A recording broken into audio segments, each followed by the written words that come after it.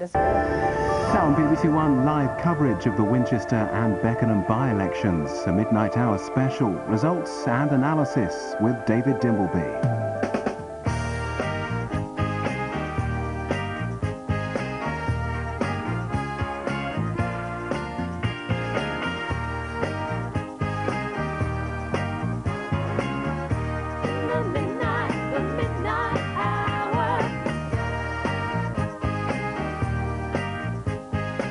Hello and welcome to this special edition of the Midnight Hour, and we're here waiting for these two exciting by-elections tonight. We had one by-election at Uxbridge at the end of the summer, but tonight is the first real chance for William Hague's leadership of the Tory party to be put to the test.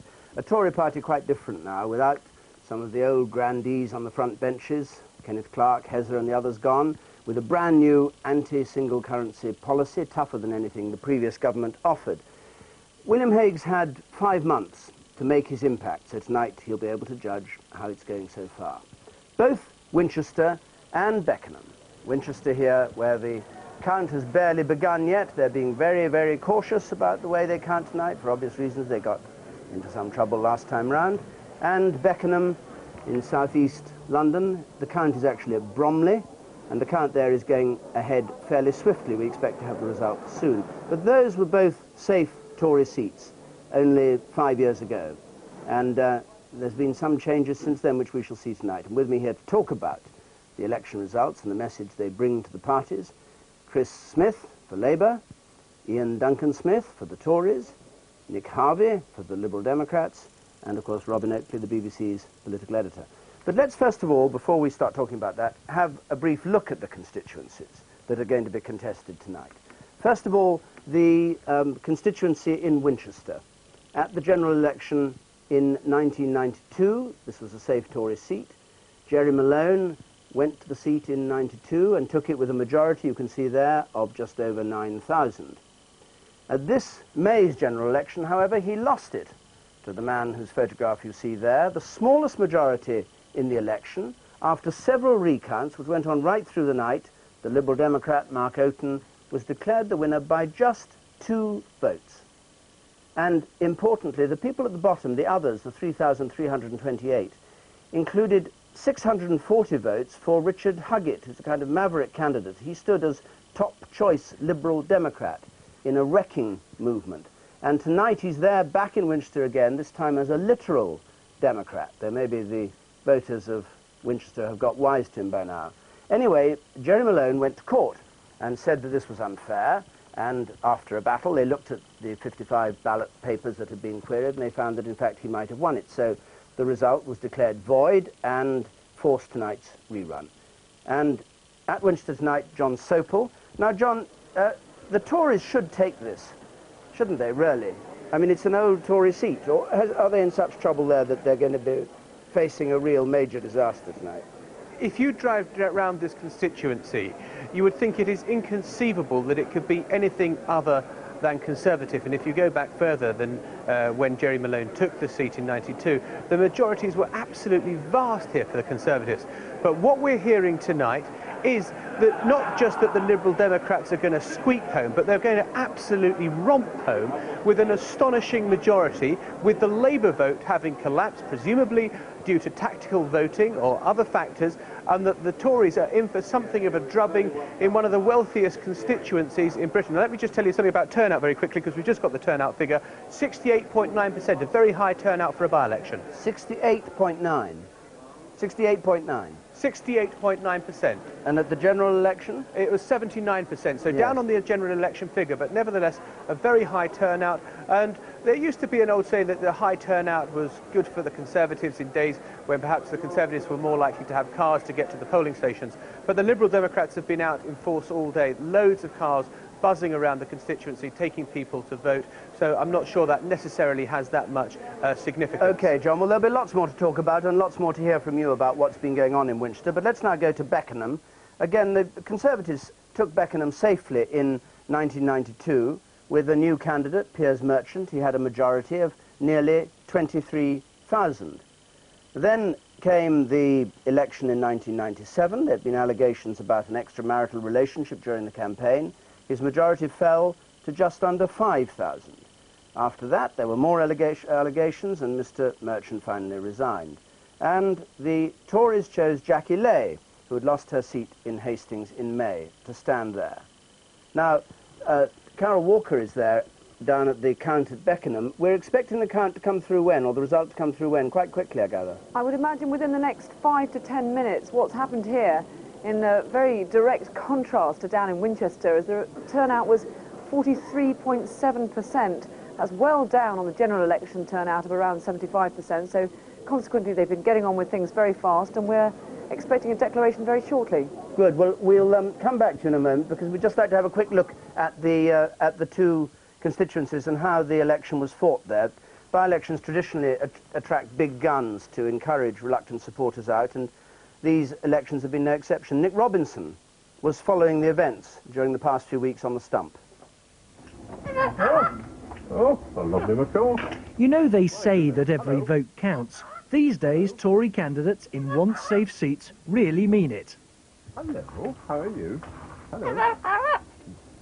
Vote Malone. Parrots aren't good luck for Jerry Malone. 2 of his died last time he fought a by-election. So what do his new pets say about this campaign? Well, lots of things, but all supportive of Conservative policy. But I've been having to teach them a slightly different line in Europe. They're becoming slightly more sceptical than they were before. And Mr. Malone's been learning some new lines himself since his election night trauma.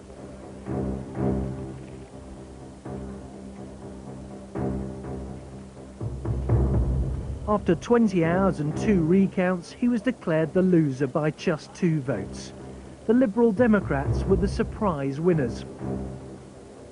He disputed the result, but not what voters had told him. We got a message on the 1st of May that all was not well with our relationship with the public. I had to listen to that message as well as other people around the country. So I've lost a couple of stone. That's made a bit of a difference. And I thought, well, if it's going to be a campaign in November, why not wear a sweater instead of a suit? But in the end, even politicians can't change who they are. Mr. Malone's natural political aggression scored well in Westminster, but some think it's not quite what's wanted from Winchester man. Even estate agents in prosperous Hampshire can't be relied upon. Well, I used to be a classic Tory, but the Tories don't care for the people. You know, they sort of were in office too long.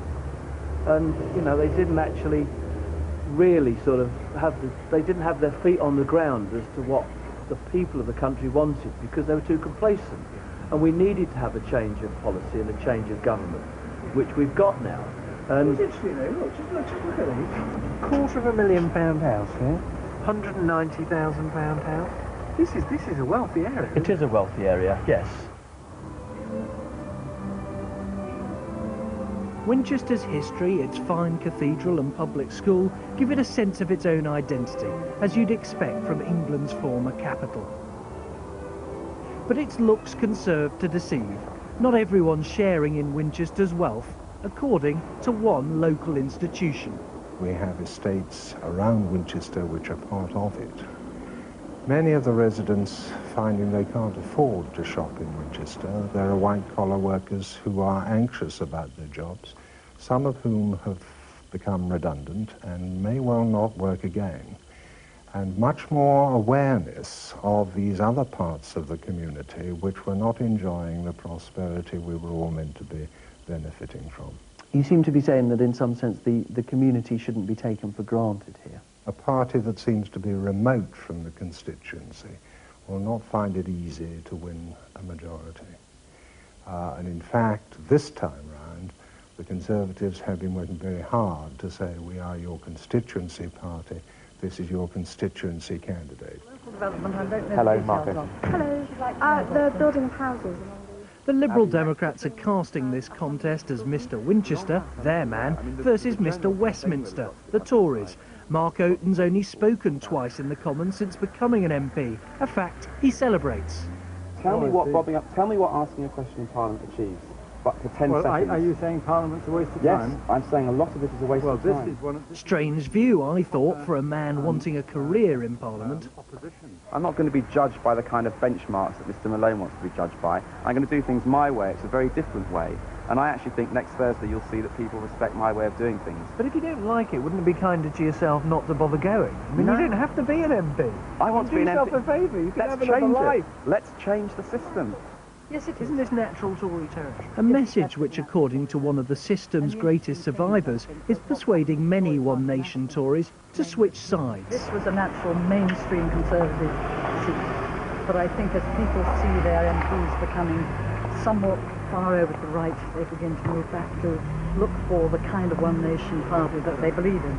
And this means that in a lot of these Conservative areas, we, or in some places Labour, if it's more industrialised, are becoming the party of choice. By-elections are usually seen as a test for the government, but the one in Winchester and the one here in Beckenham look like being a test for these people, the Tories. Will they be forgiven by the voters for causing by-elections that never need to have been held? Will the voters like their new leader, William Hague, and his new line on Europe? If they lose either here or in Winchester, that's bound to be seen as a blow to him and to his party. Get in there, give us a good victory. Fight everything. Labour are the challengers in Beckenham. Their one-man electoral machine came here to will what surely would count as an electoral miracle. The odds have dropped, apparently. I was down the bookies the other day, and the odds of a Labour victory have actually got better for us. Putting money on? I'll reserve judgment on that one. No, but the thing is, that isn't it interesting that people are even asking the question? Can Beckenham go Labour? They're saying they had a 23,000 majority last time round, or before May the 1st. We cut that to less than 5,000, and who knows what's going to happen tonight.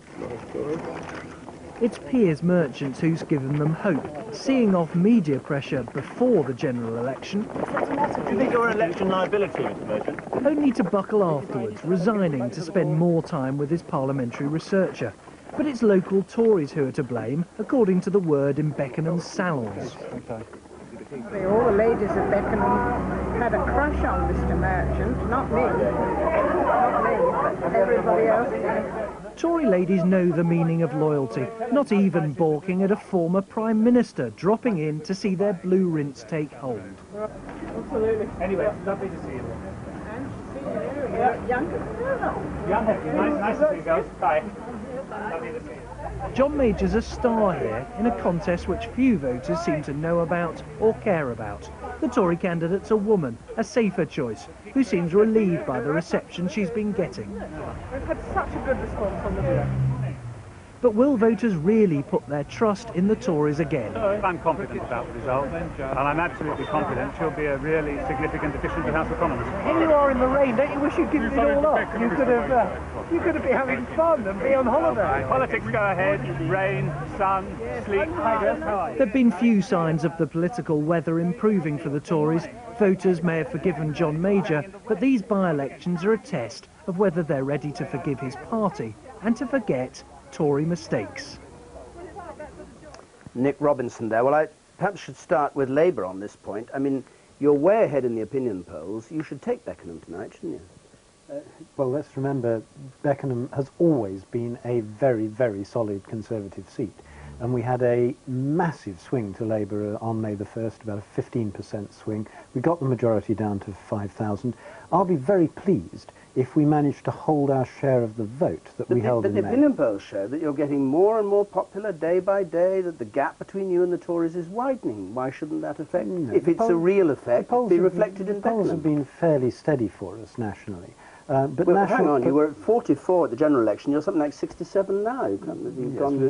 But they haven't been going up steeply over the course of the last few weeks. They've been more or less little steady. local difficulty? No, the polls actually don't show much change over recent weeks. But the important thing is that in by-elections, people don't necessarily follow the trend of national polls. And I think we may see that in Winchester later on tonight. But we'll be very, very pleased if we manage to hold that third of the vote that we got on May the 1st in what is an absolutely rock-solid traditional Tory seat.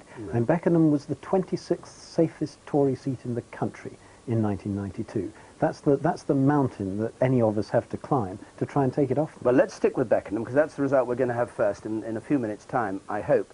Iain Duncan Smith, how much damage has Piers Merchant done, and the Tory party accepting him at the general election earlier this year, to your chances of holding this? I think that you'll find that he probably did do some damage, certainly from our position in May the 1st. The low turnout that we're hearing from is a good indication. Many of those will be Conservatives who say they really aren't prepared to come out and vote. They didn't want to vote twice. To have this election foisted upon them at this stage is something that they're angry about, and of course the people they blame for that is the Conservatives and Piers Merchant. But I thought that the new Tory line was Michael Portillo's line, which was that we all have to accept different lifestyles, people mustn't be too fussed about sexual impropriety and all that. I mean, if that's the right line, they should be coming back to you. I mean, if he's got it right, they should be voting for him. No, I don't think so. I think the case in this particular issue is that they had voted on May the 1st. The last thing they wanted to do was come out again and vote. It's different if somebody dies or there's a particular medical problem, but when somebody has transgressed and decided to call it a day like Piers Merchant, then the answer is no. Right, I think we're going to have the result from Beckenham. Don't be confused by it saying Bromley, that's where the count is. It's the Beckenham by-election, and the key figures, Jackie Lay, Conservative, Buckley, as returning officer and Bob for Hughes the for Beckenham Labour. constituency, hereby give notice that the total number of votes given for each candidate at the election is as follows. Campion, Terence John, Social Foundation Party, 69 votes. Hughes, Robert Nigel, Labour Party, 11,935 votes.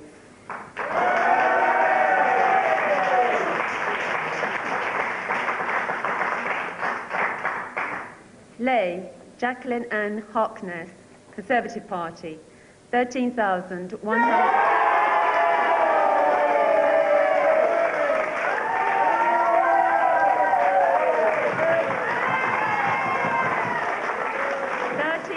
$13,162 votes. Macaulay, John Charles, National Front, 267 votes. Mead, Leonard Francis, New Britain Referendum, 237 votes. Rimmer, Philip, Liberal Party, 330 votes.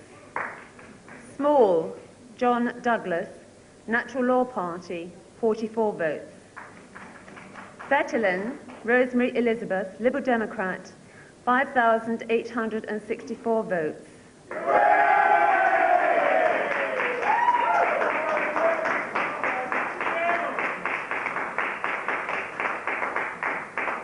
The number of ballot papers rejected and not counted by me at this election is 37. I declare that Jacqueline Ann Harkness Lay has been duly elected to serve as a member for the Beckenham constituency, and I would now like to invite her to speak and any of the other candidates that would like to give a short election address. Thank you very much. Conservatives, take Beckenham, or hold on to Beckenham, Jackie Lay, with a majority of 1,227.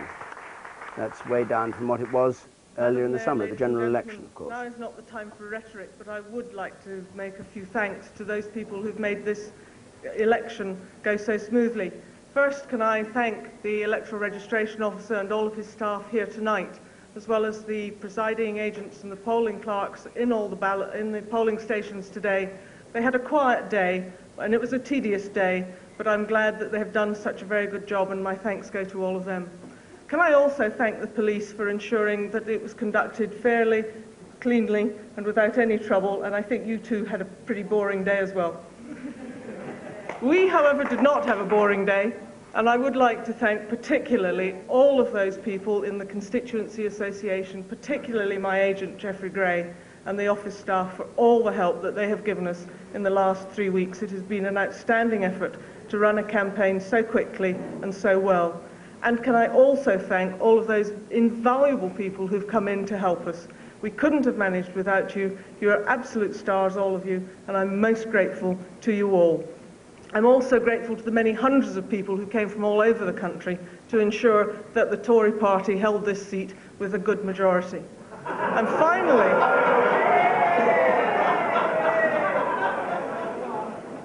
Finally, ladies and gentlemen, I'd like to thank the voters of Beckenham for showing great confidence in me by electing me as their Member of Parliament.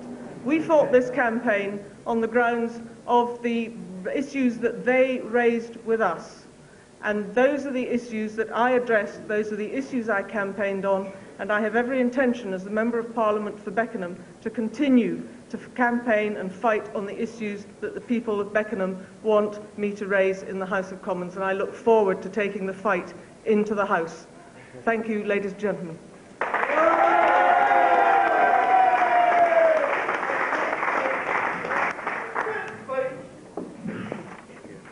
First of all, can I thank the returning officer and his staff for the efficient way in which the count was conducted.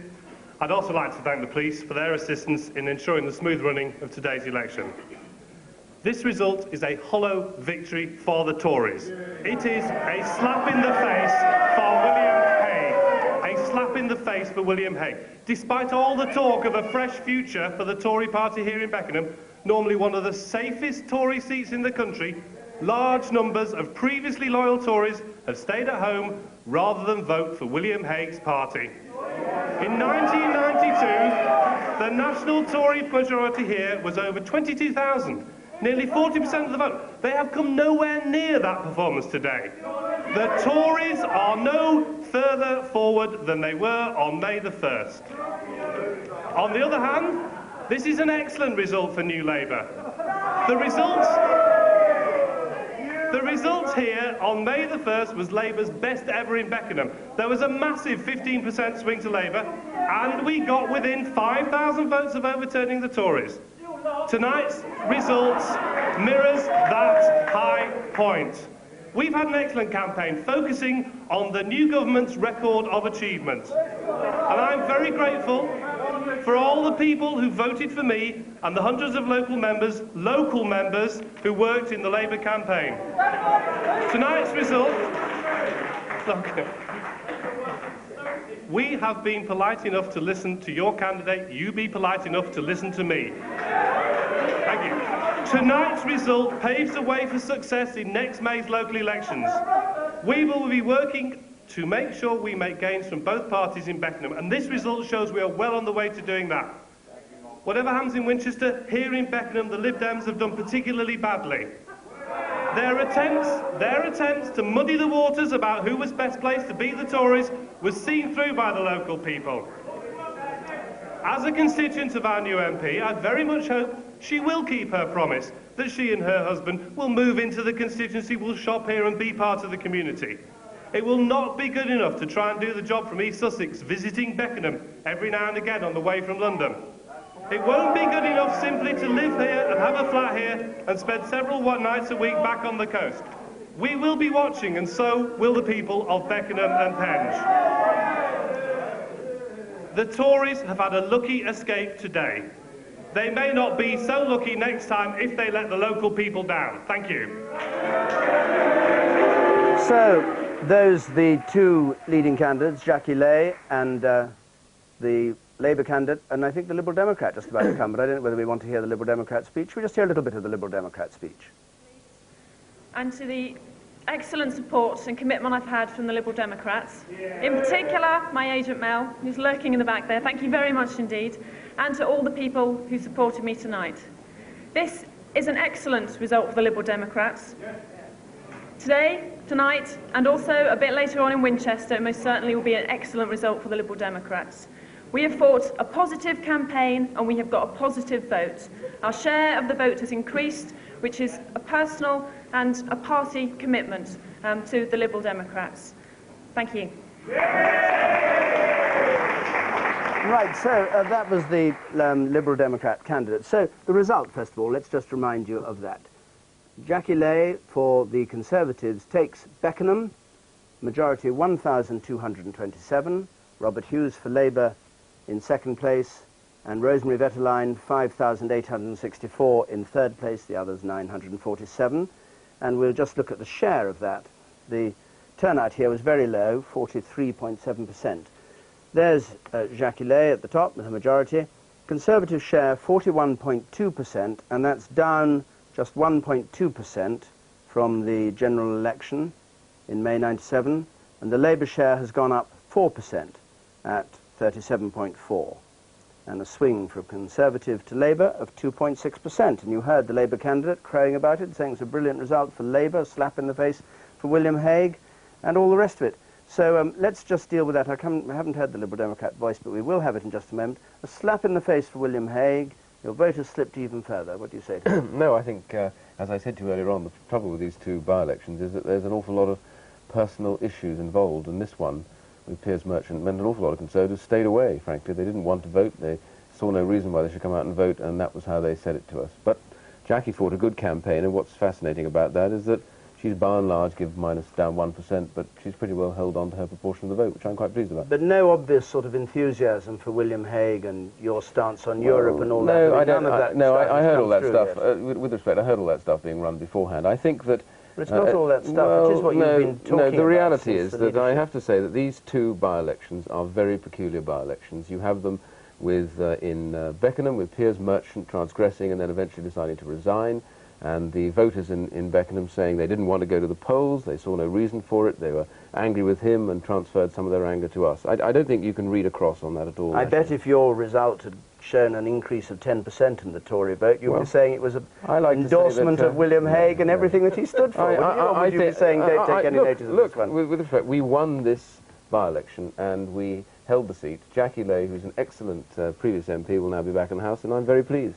Very pleased for her and very pleased for us. Chris Smith, what do you think of your candidate's gracious remarks about how it was really a victory for New Labour? Well, I think you agree with that? He was rather exuberant at the result, which is actually a very good result for us. Much better than I'd expected, in fact, because we've managed to cut the Tory majority to a quarter of what it was before.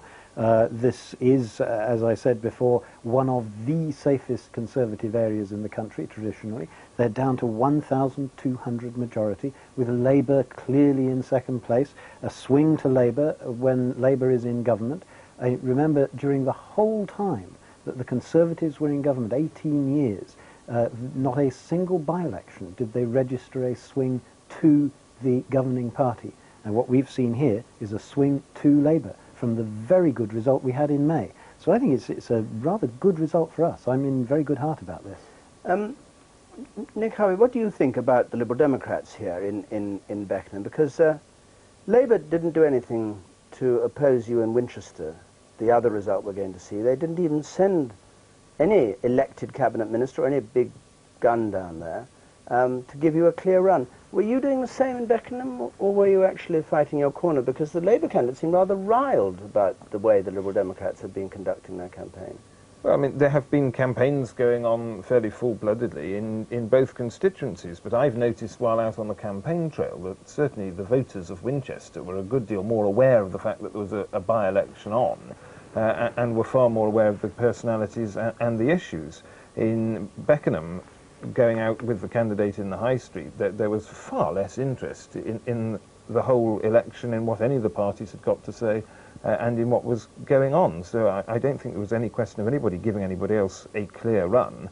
I think really looking at the Beckenham result, our share of the vote has held at about what it was at the election. What is notable is that the Conservatives, who must have hoped that the 1st of May 1997 was a low point beyond which they could not go, add in the fact that their result on that occasion was artificially low because of Piers Merchant's nonsenses beforehand, have contrived, despite everything, to fall even further this evening. So I think that they've fallen 1.2% further this evening than they were on May the 1st. You just said I'm not by Piers Merchant, and there we have the real question. At the heart of this campaign, Piers Merchant was the candidate on the 1st of May. He wasn't the candidate today. The result on the 1st of May is the one that will have reflected Piers Merchant's falls across Beckenham, and you can't suddenly have him in the 1st of May and then out of the frame for today. Well, the fact is that his shadow has fallen across this by-election quite clearly because it was about Piers Merchant.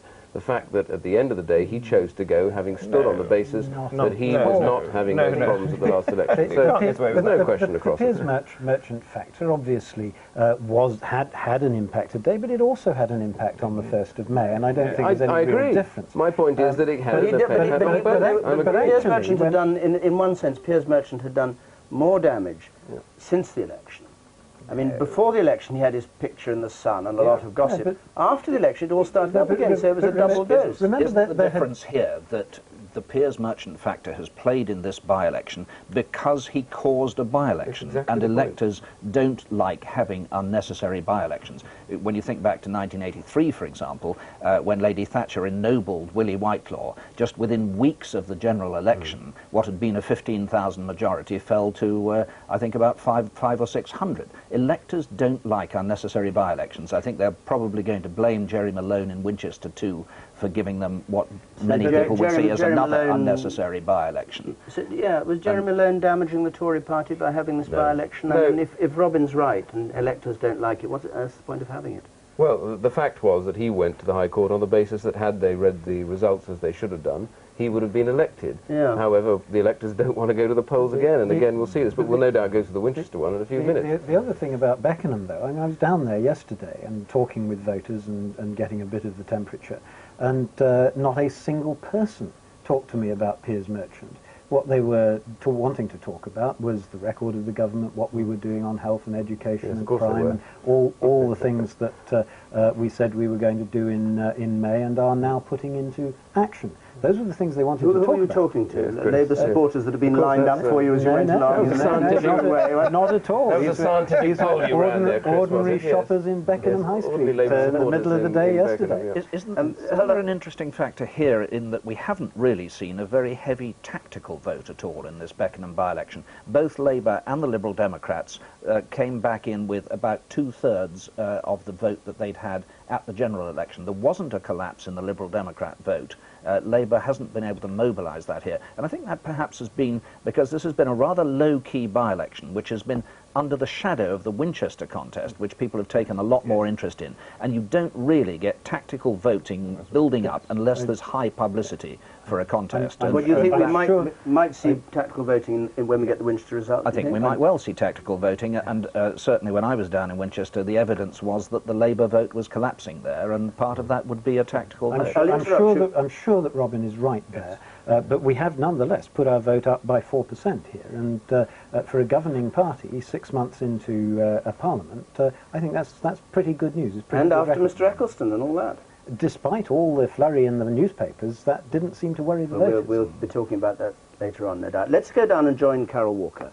And I think she's got the victor with her there. Yes, that's right. With me now is Jackie Leigh, who held on to this seat for the Tories, but with a reduced majority, down to some 1,200 votes. That's hardly a ringing endorsement of William Hague's fresh start for the Tories, is it? Well, it was a very small turnout, and what I'm delighted to find was that on the doorsteps there was a determination to vote for the Conservative Party. There was no equivocation, there was no justification, there was no evasion, and I'm delighted now to be the Member of Parliament for Beckenham. Your Labour opponent said it was a slap in the face for the Tories and their new leadership. Well, my Labour opponent read a rather nasty speech, which was nothing to do with the campaign we were actually fighting, which was listening to the people of Beckenham and addressing their concerns. How much do you think the low turnout and the reduced majority were due to the whole Piers Merchant effect? I think it was largely to do with the fact it was a by-election and it rained on the way to work in the morning. So you don't think that it was that was the main factor? It was just apathy then, was it? People weren't interested in what the new Tory party were doing under William Hague? I think what it is, in any by-election that you look at, there is a reduced turnout, and when you have a downpour between 8 and 9 in the morning, people have got better things on their mind to do than to go and vote. You might have hoped, though, after the special circumstances at the general election, to have improved your vote here tonight, wouldn't you? I think what we have found is that the Conservatives are determined to vote in Beckenham, and they came out and supported us and gave me a majority. Do you think, though, that if we are hearing from Winchester that the Tories have not done well there, a reduced majority for you here, it's not quite the boost for Tory fortunes which you might have hoped for? Well, we had a very bad defeat in May. It's only some 7 months on. We have to ensure that we get our policies right, and we do that by listening to the people. I did that here in Beckenham, and I've got a majority. Jackie Leigh, thanks very much indeed for joining us. That's it from here. Back to you, David, in the studio. Thanks very much, Carole.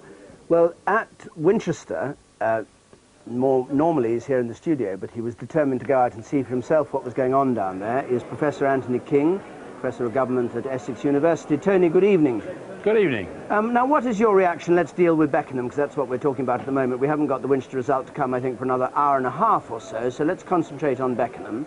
What's your analysis of what's happened? Do you think it was rainfall between 8 o'clock in the morning and 9 o'clock in the morning, as Jackie Lay said, that caused her vote majority to fall so much? No, I don't. I think Labour will be hugely relieved. As John Sopel was saying earlier on, this is a case of a by-election in which the dog didn't bark. After all, the Labour government's been going through a pretty bad period. You had the fracas over Emu and the mess-up over that, culminating in Gordon Brown's announcement in the House of Commons. And then, of course, in the last fortnight, the Labour government has gone through its worst period yet.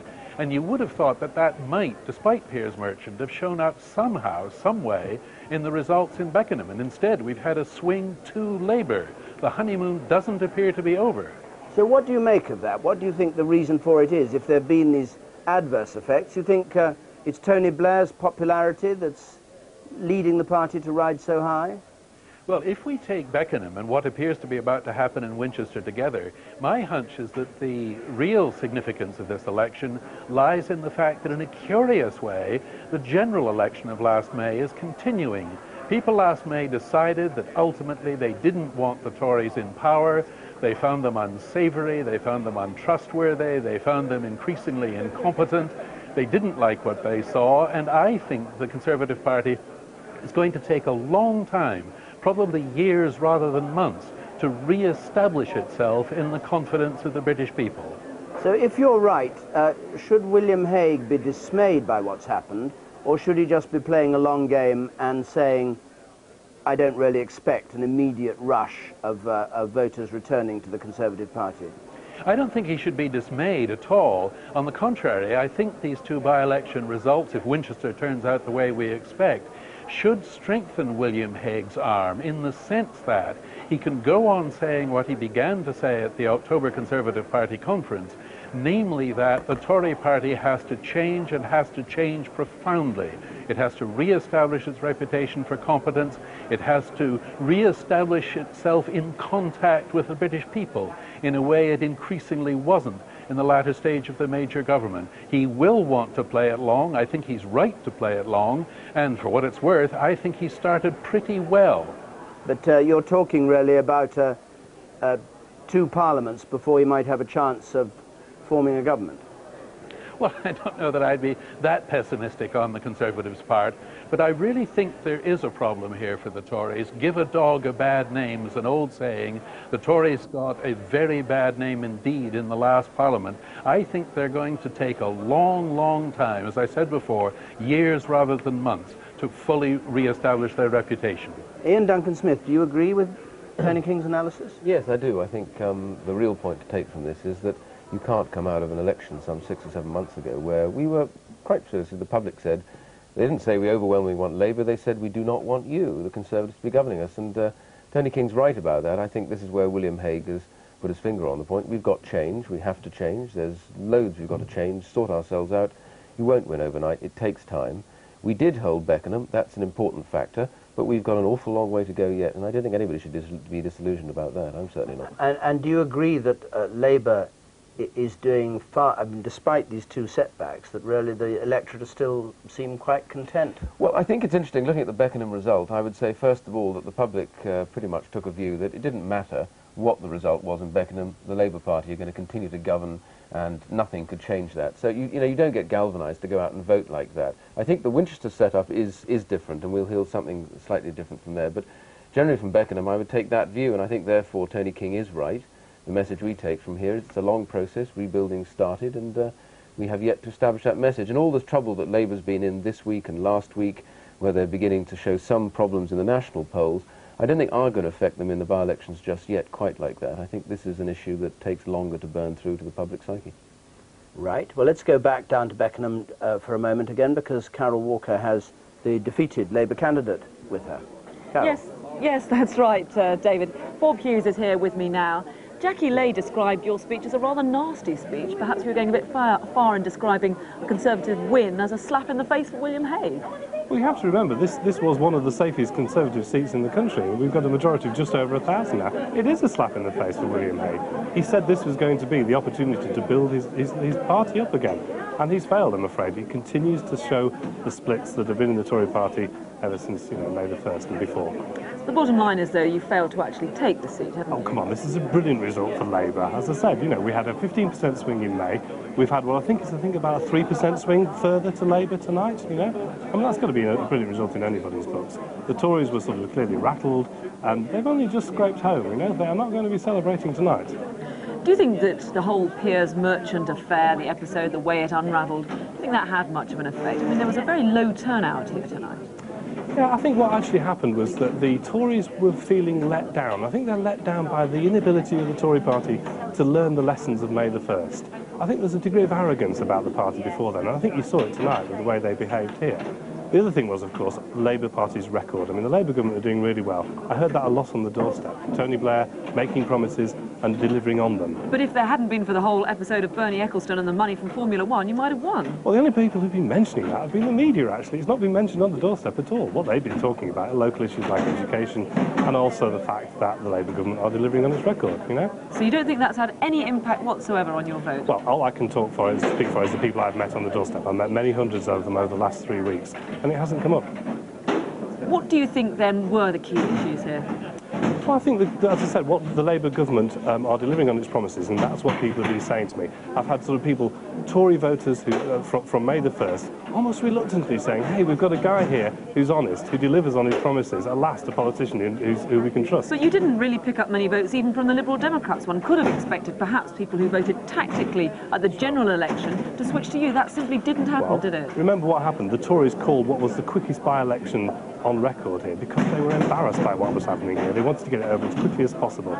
A little more time and we'd have got that message across, and who knows, we might even have won here in Beckenham. That would have been a big result, wouldn't it? So will you stand here again? Well, it's up to the local party to decide in a few years' time who the candidate will be. I would love to stand here again. I think the people of Beckenham are really proud of what they did for tonight, voting for me. It's a great honour to have been the candidate here. Thank you to the people who did vote for me. Bob Hughes, thanks very much indeed for joining us. Thank you. Back to you now, David, in the studio. Thanks very much. Well, Bob Hughes, who by 1,000 and a bit was defeated by Jackie Lay in the Beckenham by-election this evening. That result we had. We're waiting for the result from Winchester, which will be coming later on. And let's just have a look. We were talking here about the standing of the parties, the effect on public opinion of the events since the election of May. And let's just have a look at how the parties now stand. From a general election share of 44%, Labour's poll rating rose to 57% by the beginning of this month. The Conservative rating, on the other hand, fell from 31% of the general election, that's the actual vote of the general election, itself the lowest vote this century for the Conservatives, to 27% currently. And the Liberal Democrats rating from 17% at the general election to 13%. So Labour has gained at the expense of Conservatives and Liberal Democrats, according to Murray Gallup poll. There are indications of a slightly different picture from the ICM's poll for The Guardian, which shows the gap between the parties narrowing a bit. They put Labour on 52 points, down 7 on last month, Tories up 7 on 30, and the Liberal Democrats on 14%. That's the standing of the parties then, with taking account of all the Formula One £1 million gift to Labour Party problems. But then the other question, who would make the best Prime Minister? And their standing, according to Gallup, who asked this question of 9,000 people, Mr. Blair, Mr. Hague or Mr. Ashdown, who would you think is best? Apart from a dip in the summer, Tony Blair's maintained a huge lead in the popularity stakes, 67% on the right there. Now I think he would make the best Prime Minister, or indeed does make the best Prime Minister, I suppose one should say. William Hague's popularity rating has fallen since he was elected in June. It now stands at 8%, down from 11%. And a word of caution, polling took place here again before Bernie Ecclestone Formula One and the £1 million donation that Labour's given back. Whether that would affect or not, we don't know. And Paddy Ashdown's rating now stands at 11%, down from 14%. So it looks pretty much like a kind of clean sweep, doesn't it, for Tony Blair on these fronts? A slight narrowing of the parties in the which would you vote for if there were a general election tomorrow question. But really, Tony Blair, way up, miles ahead of anybody else. It's not really a surprise in the sense that this is a government which has arrived with considerable impetus. I think even political opponents have recognised that about Labour, that they have arrived with a sense of purpose, that they have been demonstrating that they do things in a fresh way. And the public, which had kicked the Tories out after 18 years, had really felt that it was time for a change. And there's a great, I think, public willingness for this government to do well, for the to be a genuine fresh start. And that's perhaps why they seem so Teflon-coated against the setbacks that they have had, undoubtedly, over issues like the question of Formula One and tobacco advertising and so on. It doesn't seem to be having any immediate effect on Labour's standing in the polls. I think it may have sort of permeated the substratum of politics, and people may be beginning to feel from something like the Bernie Ecclestone donation and the comments you hear about there's no such thing as a free lunch, it may affect Labour over a longer period. I don't think it's going to have a sudden dramatic effect on their opinion poll standing. It's more a sort of feeding into the public consciousness, well, they're all alike, these parties, they all have their troubles, they all have ministers who go off with their secretaries, they all have problems with sleaze, they all have difficulties in local government or whatever. I think that's where the danger will show for Labour, but I don't think we're suddenly going to see Labour's lead cut by 15 points. Except that he has a different way of handling trouble, doesn't he? Because when he got into difficulties, admittedly after several days of shilly-shallying and up and down and oh we did and no we didn't and all the rest of it, and the curious exchange of letters about whether they'd done the right thing, which they say they'd already decided to do, he nevertheless went on television and made an apology. It seems to be accepted by people as an apology. Some say it wasn't a good enough apology, but that's quite different. We never had an apology from the Conservatives in 18 years for anything. We never had an apology for the ERM debacle. And now suddenly you've got a Prime Minister not only riding high on the hog, but actually, when trouble comes, goes on television and says, gee shucks. Very much part of that fresh approach. And so many people out, so many members of the ordinary public say to me as a political commentator, why do politicians never say sorry for anything? Why are they so reluctant to admit a mistake? And Tony Blair in that case has done. Didn't go far enough, as you would say, for some people. And some people, I think, were a little bit surprised at him going on air and saying, I'm frightfully hurt that anybody should think that I could have possibly done anything wrong. That seemed a little bit soft, perhaps, for a top politician. I mean, politicians are there to take the knocks when policies go wrong, but certainly people did seem to like the idea that somebody at the top was actually apologising for making a mistake. Of course, it told us a funny thing, Chris Smith, didn't it, about the way Tony Blair runs his government, which is that it is very much on his shoulders. He takes personal responsibility. He says, as Robin said, you know, that he's hurt when people criticise him, because somehow it's an insult to be criticised. Can't think why, but anyway, he thinks that. But what we also discover is that actually none of these things were discussed with any of you. It was his decision. I mean, were you asked about Formula One and tobacco? There was a lot of discussion throughout the whole of the last 2 or 3 months about this issue, because it's a genuinely complex issue. Was it a cabinet decision? About protecting the interests of sport and at the same time achieving our ambitions on reducing and eventually eliminating advertising for tobacco. But there are 3 key differences here, which Robin was quite rightly pointing up, and that do identify the fresh approach. First of all, we were absolutely honest about the amount that was given and when it was given. Well, not straight away. After a few days, it has to be said. I mean, you didn't come out straight away and say that was actually because at the outset we had not got permission from the donor to reveal it publicly. As soon as we did, we did. Secondly, we're giving it back. That's the second thing. The Tories still haven't given back the money that they got from Azul Nadir, probably illegally some years back.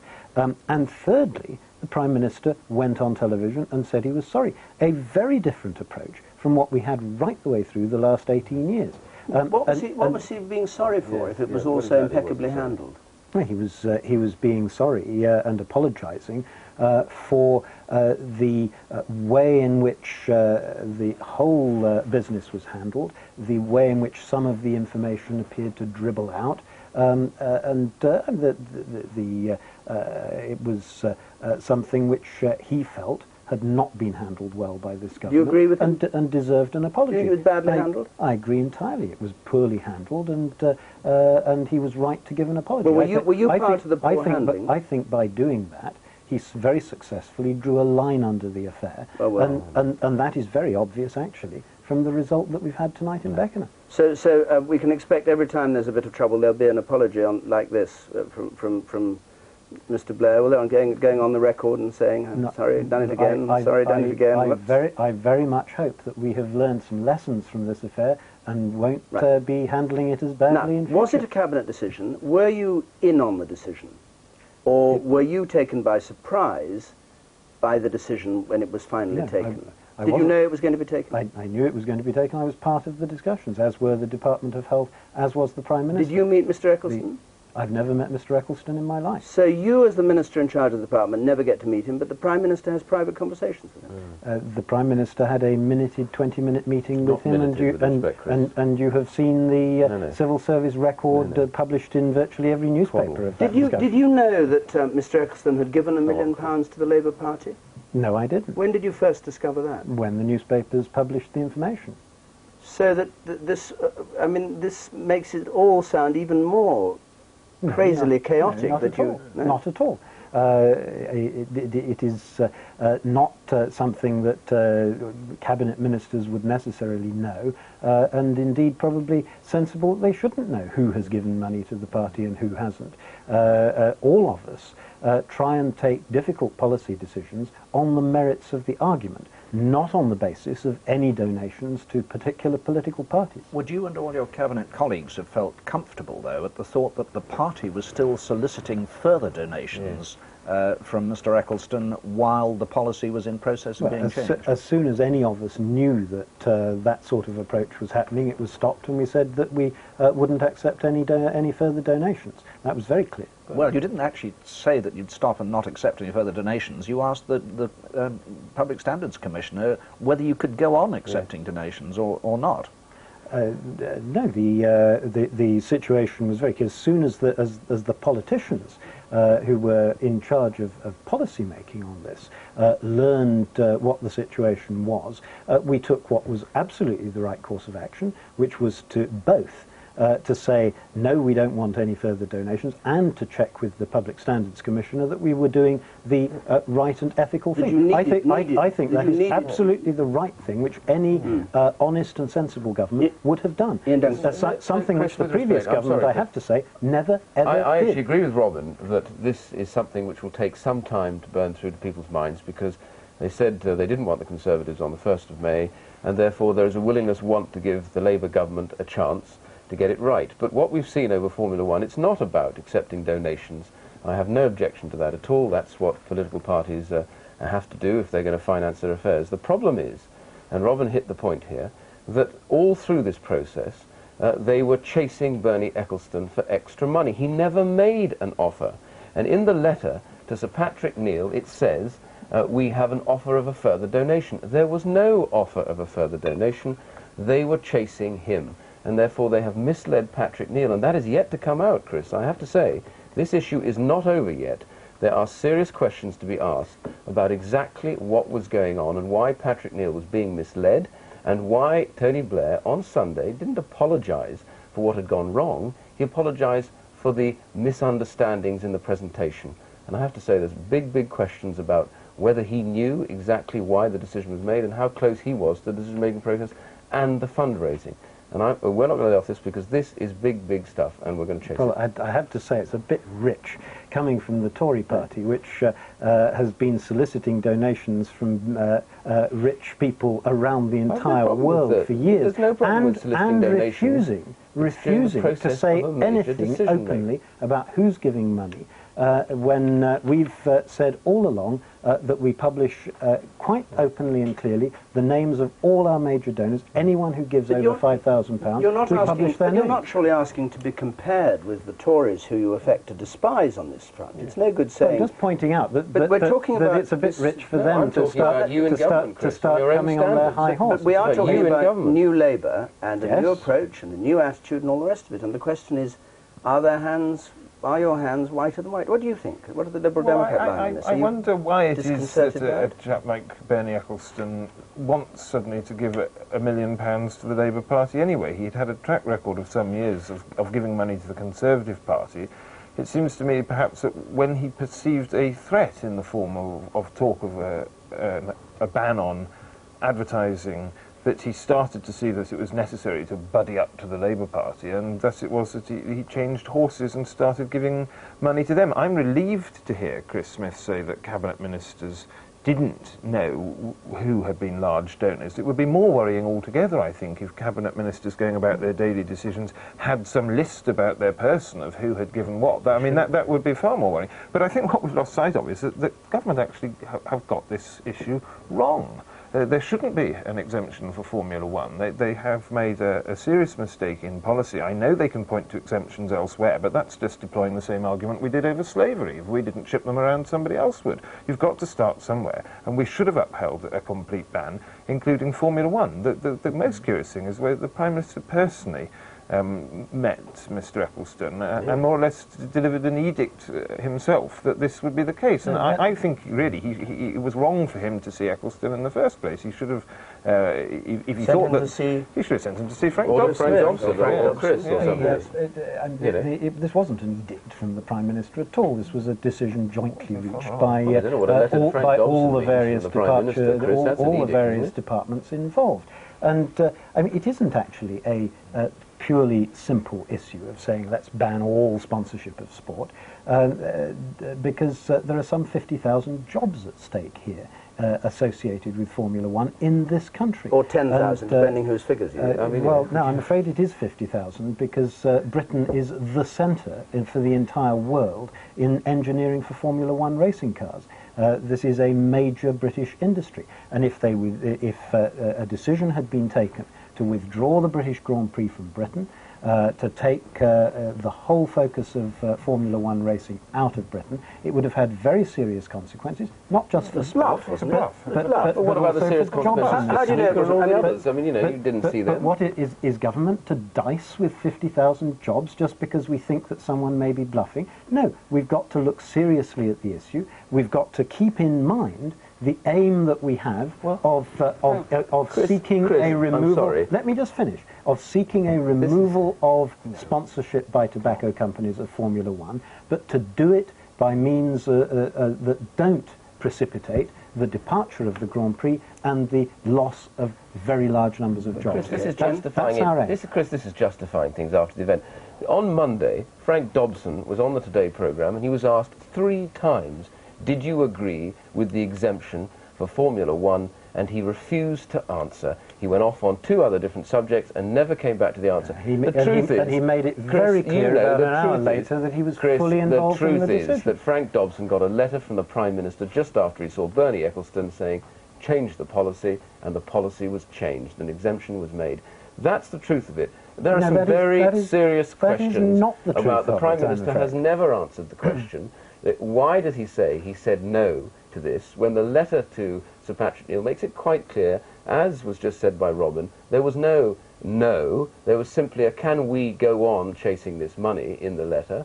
And the other point is they actually misled Sir Patrick Neil. We've yet to get to the bottom of this, and the Prime Minister refuses to come to the House of Commons and say exactly what happened. Completely ridiculous. The Prime Minister comes to the House of Commons every Wednesday to answer half an hour of questions. But what is it you want? What is it you want spelled out? Has been I want subject to lots spelled of out exactly what the relationship was. Why did the Prime Minister see Mr Ecclestone? Who set up the meeting? How long did that meeting last? Why were no minutes taken? Chris said minutes of the meeting. No minutes were taken of that meeting. Some sketchy notes by one of his aides at the meeting, which could have easily been changed. We don't know. Why were no minutes taken when we're told the civil servants... That is a slur on the civil servants who took the Well, no, the civil servants were clearly ordered not to take minutes. But what's behind this? Are you trying to suggest that he was bribed?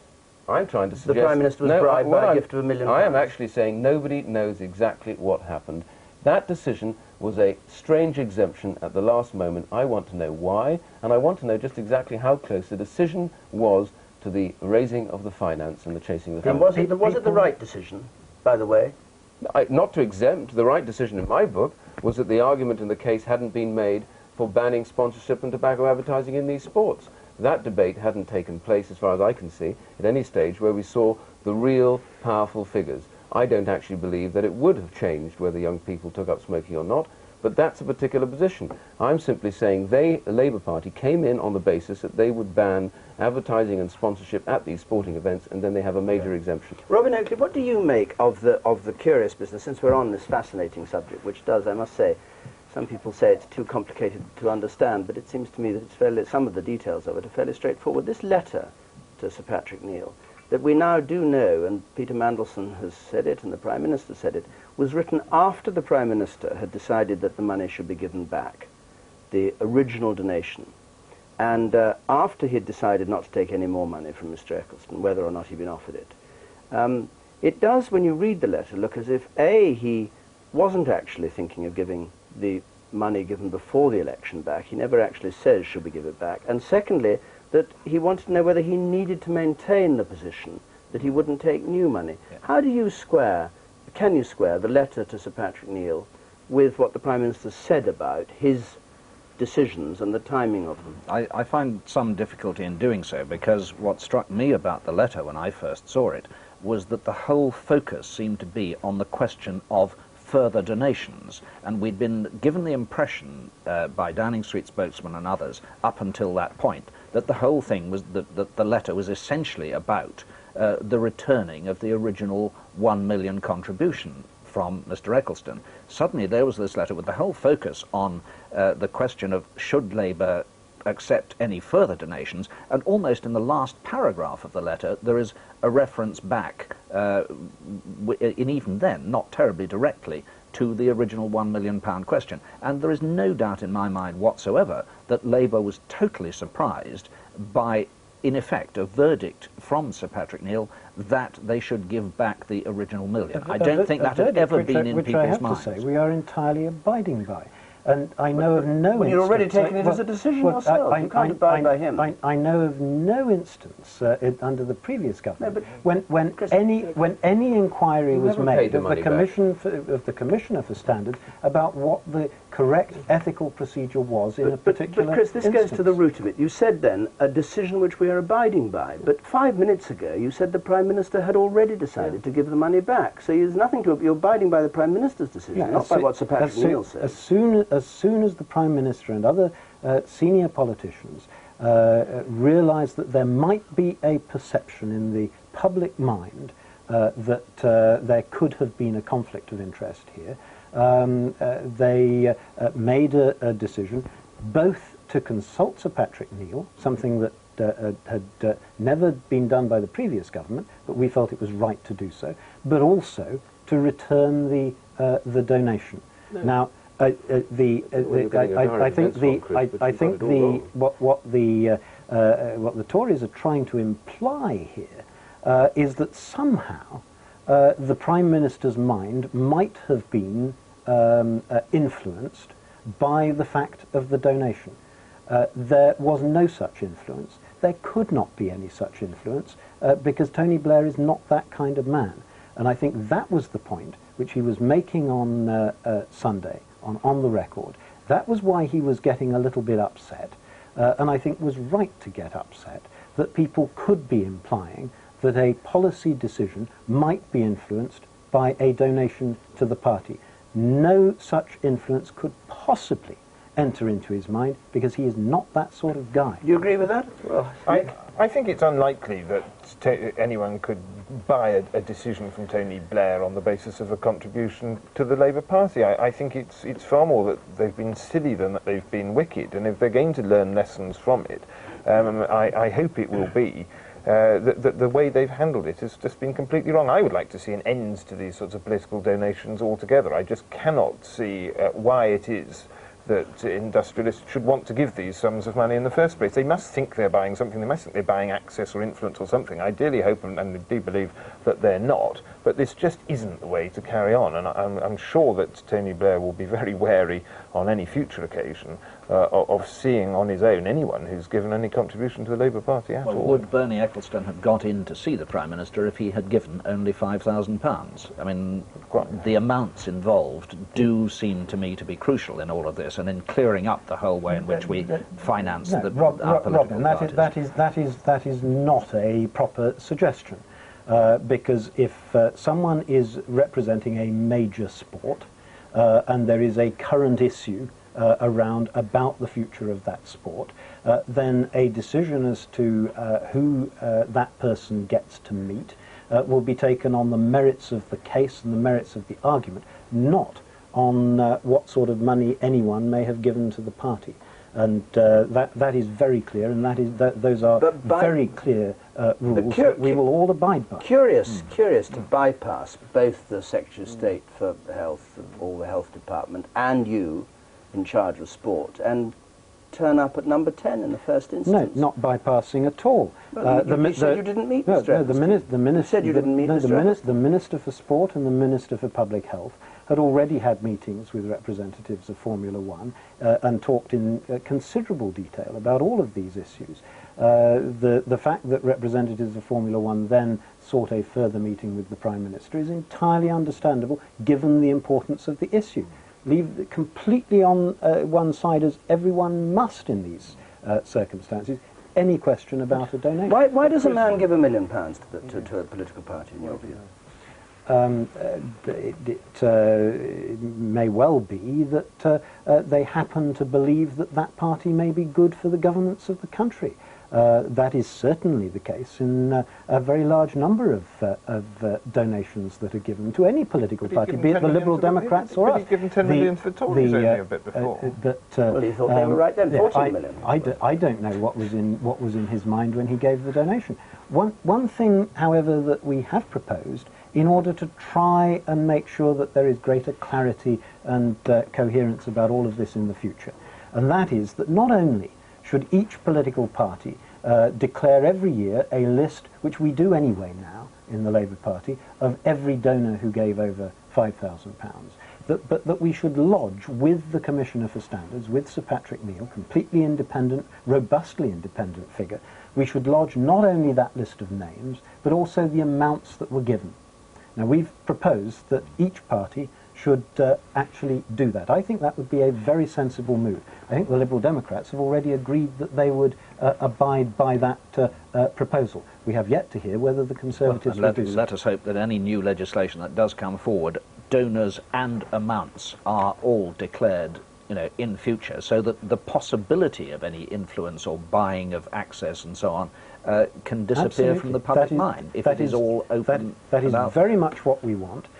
Because in this whole saga, there has not been at any stage a shred of influence exercised on any of the decision makers in the government by the fact that money was donated to the Labour Party. That is absolutely clear. When you said a moment ago that Sir Patrick Neil was robustly independent, do I detect a certain disappointment that he made you give all the money back, and also made it public that he had made this decision and said that whatever happened it would be announced?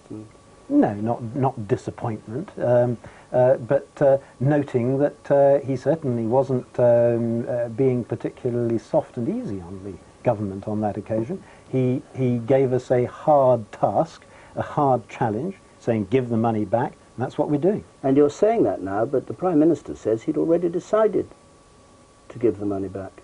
As we said in the House of Commons. Well, that's as I said. Actually, the Prime Minister said he'd given the money back. As I said, what we did was two things. We consulted Sir Patrick Neil, and we decided to give the money back. Now, Sir Patrick Neil said, Sir Patrick Neil said, give the money back. We were already intending to do so.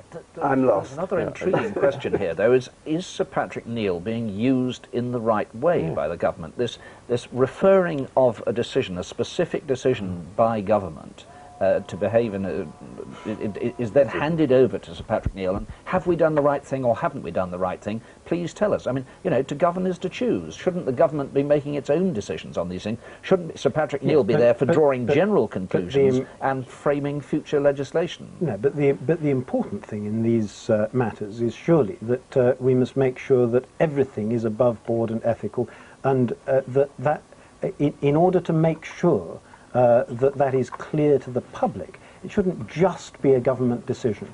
To be able to refer to an independent figure like Sir Patrick Neil actually, I think, underpins the decision that the government takes. So the government's likely to go on doing this over a period about other decisions it takes in other fields, is it? Saying to Sir Patrick Neil, is that okay? Have we done all right? I think there will be a perfectly justifiable case for referring from time to time to Sir Patrick Neil, where there might be any question of what the particular most ethical behaviour in a particular instance might be. Yes, I see no problem in that. This is all fascinating. We're here reporting on the two by-elections, one in Beckenham and one in Winchester, and we expect a Winchester result. I'm not quite sure when, but what we'll do just for a moment is to go down to Winchester, where John Sopel has two guests with him, and hear from him. But also you may be able, first of all, to throw some light, John, on when you think the declaration from Winchester will come. Yes, thanks, David. Well, the counting is underway now, but I think that it's going to be a little while yet before we actually get a result. They're talking about 3 o'clock roughly. I think you're going to find that the acting returning officer, the chief executive of Winchester Council, is going to conduct this count rather slowly and meticulously, because the last thing he wants is to go through the nightmare of what happened on May the 1st. But I'm joined now by David Rendell, the Liberal Democrat MP for Newbury, and Tony Hockley, who's Jerry Malone's spokesman here in Winchester. Tony Hockley, do you concede? Well, it's certainly not looking good for us tonight. No, and the line is going to be drawn under the general election finally in Winchester tonight. And it was bad for the rest of the country on May the 1st for the Conservatives, and it looks that way for us here. So it was a terrible decision then to have fought it, and you know, everyone is saying in Winchester Jerry Malone's been a bad loser, and he's been punished. Well, then there was really no alternative course of action. The candidate who came first on May the 1st was actually declared the loser. And in that circumstances, there is no alternative but to challenge the result. Do you think Central Office are pleased that Jerry Malone decided to carry on the fight? Well, again, there was no alternative to doing so. In Winchester, the general election has gone on until today. And this is quite a unique set of circumstances, and something that is only messages for Winchester. Well, it seems then what you're describing is a situation then where since the general election the Tories have become dramatically less popular. No, and the message from Uxbridge was quite the reverse. I'm talking about Winchester. Well, and what I'm saying to you is that in Winchester the general election is ending tonight, and it's a quite unique set of circumstances, and it's dragged on some time, and the message that was delivered to the Conservative Party and the rest of the country on May the 1st has been delivered here tonight. David Rendell, haven't you fought a rather scurrilous campaign in a sense, in that you've been putting it around, all the people that I've heard have been saying Jerry Malone is a bad loser. There were 55 unfranked ballot papers last time round. If they had been included, Jerry Malone would have won. Well, firstly, if you've heard that from people, yes, but you've not heard it from the Liberal Democrats. What you've heard from is the people of the constituency who are saying that. And they've said that to us, and we've reported that people have been saying that to us, but we've certainly not been saying it. Secondly, so there is a distinction between me going up to a Liberal Democrat and saying, what do you think are the factors here? And the Liberal Democrat saying, well, a lot of people are coming up to us and saying Jerry Malone is a very bad loser. Well, we're reporting to you what people are saying. You don't expect us to lie to you when we report what people are saying to us, do you?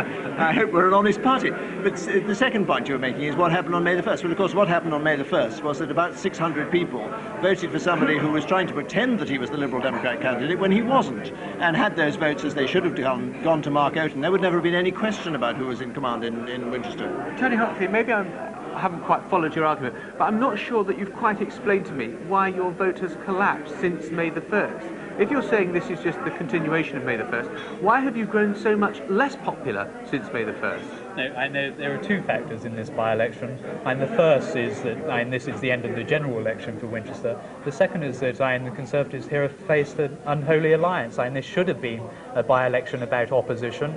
It wasn't. The Conservatives were the only party putting the case of effective opposition, but we're facing an unholy alliance between the government and the Liberal Party.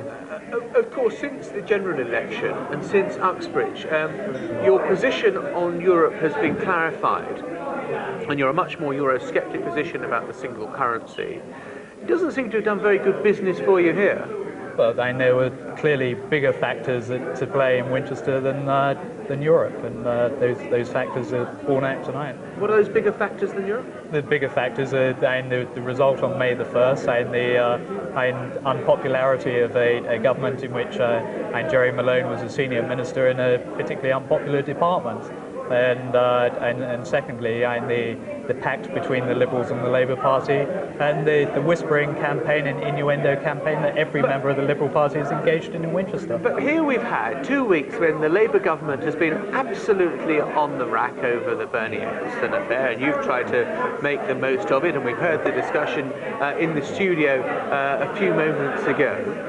And yet you've been unable to capitalise on anything, and thousands of Tory voters have decided, it seems, and we haven't got the result yet, but it decided that they want to go elsewhere. Well, you choose a good example of what I'm saying. The one person who's been most willing to go on and defend Mr. Blair in the past 10 days has been Paddy Ashdown. And even when Mr. Mandelson dare not go on the airwaves, Mr. Ashdown has turned up on the Today programme twice in 10 days to do so. But then I don't understand why people are deserting the Conservative Party if your man has made his argument so well. And people clearly don't like going to the polls twice in a short space of time, and we clearly haven't communicated that against the barrage of innuendo the Liberal Party have been putting about in Winchester. So you have failed to get your message across here? On that one, yes.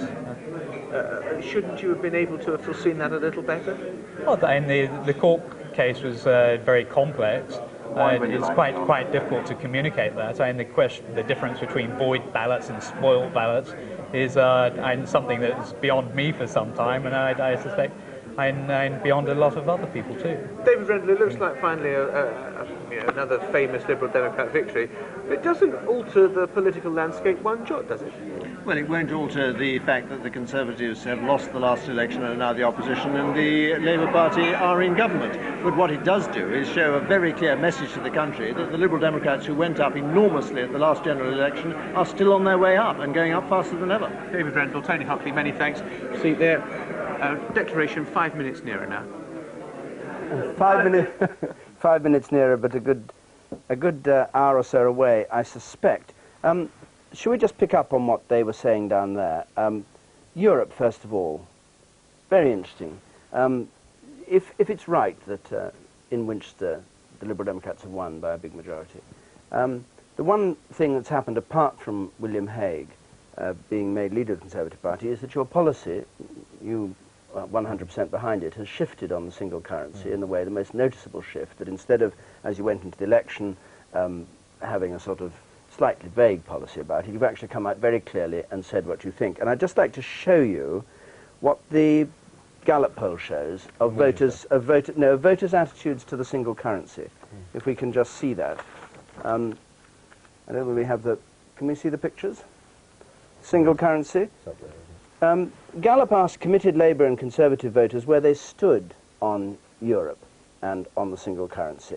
And of committed Labour voters, 67% supported the government's European policy. That is, that Britain will almost certainly not join the single currency before the next general election, but if it proves successful, then Britain should be prepared to join soon after.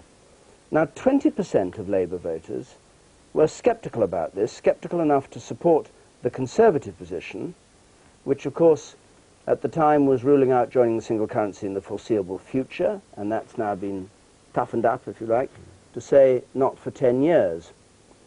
When you look at what committed Conservative voters said, 38% of them supported Labour's line, and only half of them, 50%, agreed with William Hague's line, not in the foreseeable future.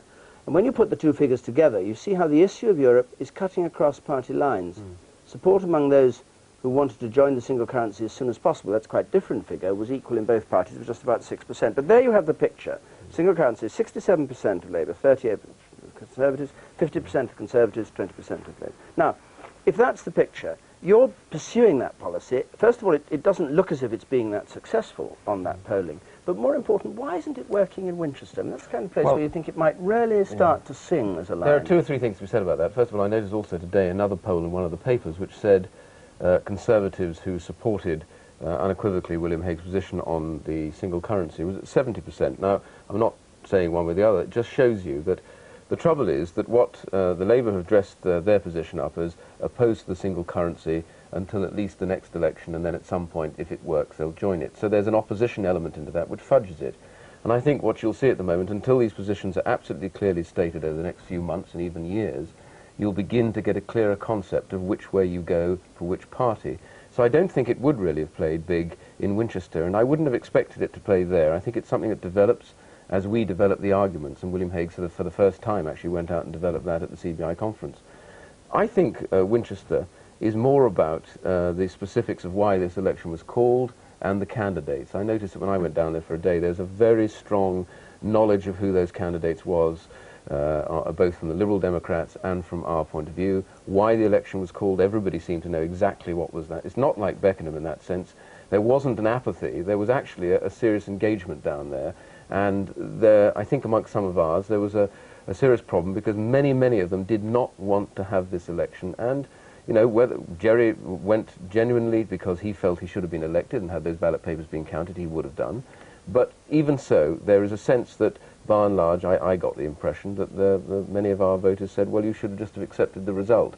And they seem to tonight be about to tell us that that's exactly what they felt. So I see that there's a really peculiar specific to Winchester, which is not about the big national issues, and it's not Europe, I don't think, had ever been a serious issue for this particular by-election. I think when we get into by-elections, which are much more reasonable in a general sense, you'll see more of the national issues playing. This is very peculiar. Do you think the Conservatives should have accepted the result at Winchester and just shrugged their shoulders and said, well, that's that? I think Jerry, you know, look, Jerry fought that election, he gave it his all, and he finds that the count went against him because of 50 ballot papers, which he believed genuinely should have won him the day. And I think it's quite reasonable for him to go to the High Court and say there was a foul here, and to get it called foul for him, and an election recalled. The trouble is there is no way of convincing the voters that they needed to go to the polls again. The Liberals fought a very strident campaign. The message they got out there was that they have tried to get the result overturned. It's their fault this election is on. You want to blame them. They're clowning foul. This is not fair to us. We should have been left with it. They just don't know how to accept a defeat. And that seemed to be the biggest theme in the campaign. And when I was down there, it seemed to be the one thing running. I don't know whether Robin agrees with that, but that's very much how I saw it as when I was down there. Of course, if it had been Europe that was running, it would be even more devastating for you because the Liberal Democrats are the most. I mean, Liberal Democrats want to, apart from Nick Harvey, Nick, of course, sorry, yes. Apart from you, want to join the single currency as soon as possible. But not their own supporters, intriguingly. The issue of Europe was not as big a factor on May the 1st as many people had expected it to be. Certainly when one talked to people on the doorstep, it was something that was mentioned a great deal. But when you look at the detailed polling evidence of what it was that caused people to cast their votes the way they did on May the 1st, Europe just doesn't feature at all. No matter how strong the views on Europe might be, it's not the issue that causes people to cast their vote in a particular way when it comes to polling day. And I think Iain is right in much of his analysis of this by-election, but I think he's wrong in thinking that at future by-elections in this Parliament or at future general elections, the Europe issue is going to have the effect that he and his colleagues thought and hoped perhaps it would last time, and it didn't. But I mean, you think it will become an issue? No, I don't. I think it'll never be an issue. I think it will be an issue. I don't think it's ever going to cause people in large numbers to vote one way or the other in general elections. Robin, do you agree with that? I think Europe will be an issue at the next general election, and I think Tony King was talking earlier about William Hague and playing it long. I think the Tories chose a 36-year-old leader because they realised they were going to have to play it long, that they were probably in the wilderness for quite some years to come. I think he has adopted a policy on the single currency which he's playing in terms of the next general election. I think his great hope is that the tabloids will come round at the time of the next election to say, save the pound, that he will be able to present the Tories as the save the pound party against a Labour party a Labour government which would probably, in the next Parliament, take Britain into a single currency. And he hopes it will play for him that way. And I think we're going to have the two major parties at the next general election very much on opposite sides of the single currency argument. Tony, do you agree with that? Do you think it's going to become an issue at the next general election in that way? It's certainly going to become an issue in the sense that the politicians are going to talk about it. Probably Labour will firm up its line in favour of joining after the election. Probably, certainly the Conservatives will come out against ever abandoning the pound. The real question is, as Nick Harvey and others were saying, will it swing votes? To be honest, I'm rather sceptical. It's a pretty arcane issue. It probably rings bells in people's minds in a lot of cases as though it had something to do with decimalisation that took place a generation ago. It's not something that people take an enormous interest in. And my worry from the Conservative point of view is that the Tories may spend too much time simply talking to themselves. The great majority of really fervent Eurosceptics, people who really want to retain the flag and the pound and so on, are already pretty well locked into the Conservative camp. And it seems to me the Conservatives are in some danger. I'm sure they're conscious of this. I'm sure William Hague is conscious of it, of, as it were, persuading Conservatives to be even more conservative rather than reaching out to current supporters of other parties. Iain? I don't, I'm not certain I altogether agree with that. I think that the reality is it's one major policy amongst a whole range of policies. William Hague, as Tony King said earlier on, has been picked for the long run. We're looking to develop and change on a whole range of issues. But on this petition, he's actually tried to clarify any of the fudge and given us a position that's clear. And it's that clarity which, at the next election, they will have to make a choice. And it isn't just going to be on an arcane issue with respect to Tony about whether or not you give up the pound. The issue will become about jobs and about people's livings, their livelihood, and how they actually elect and deselect governments. And I think when you get to that point, it becomes a proper issue. It wasn't an issue at the last election, Nick, simply because at that point there was only one issue. And the issue was, do you want the Conservatives to govern you after May the 1st? And they'd already made their minds up about that. They didn't. And so it would have had to take a sort of nuclear explosion to change that decision. It didn't.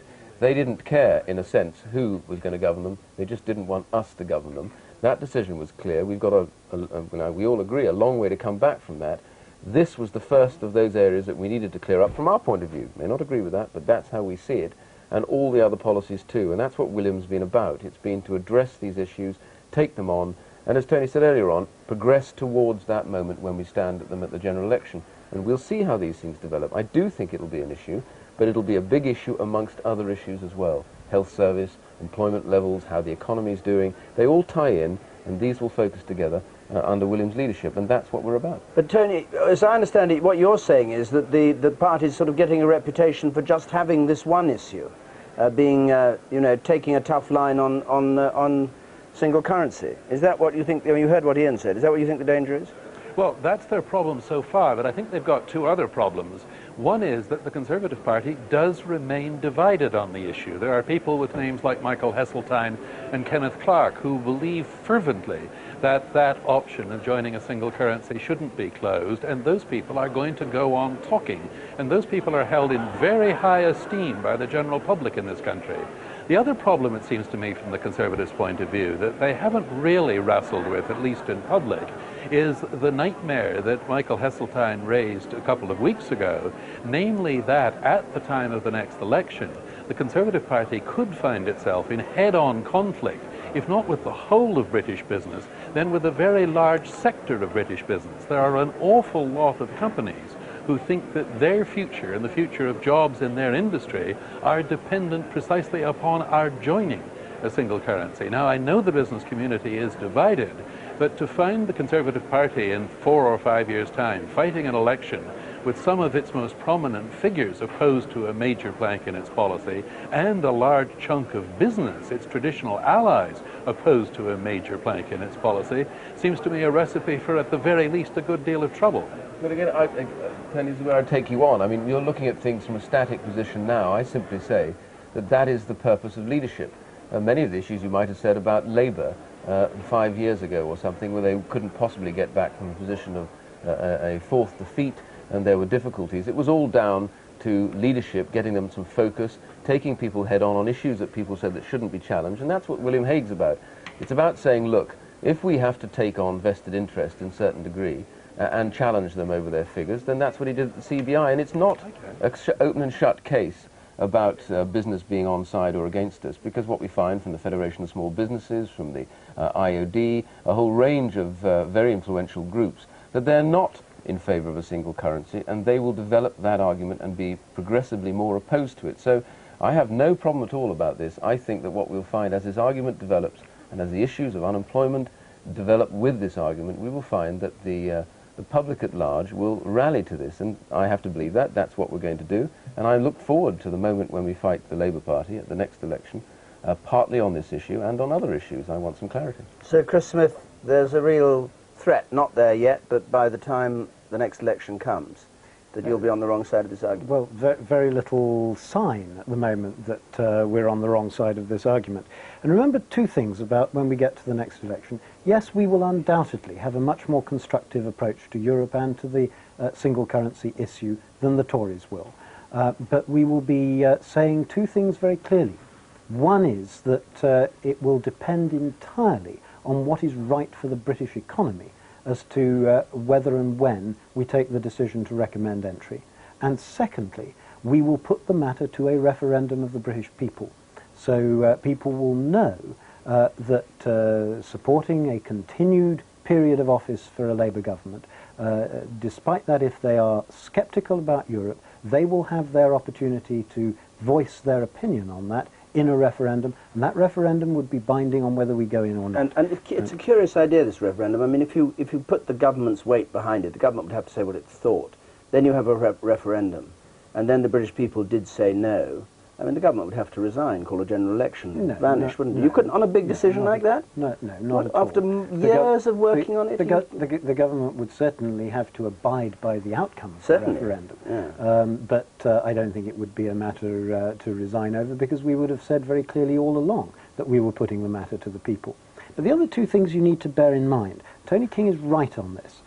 What the Tories have to face on this is, firstly, deep divisions over this issue, and divisions of really major figures in their party, people who were running the government just 7 months ago, who are taking a dramatically opposing line to the new leadership of the party.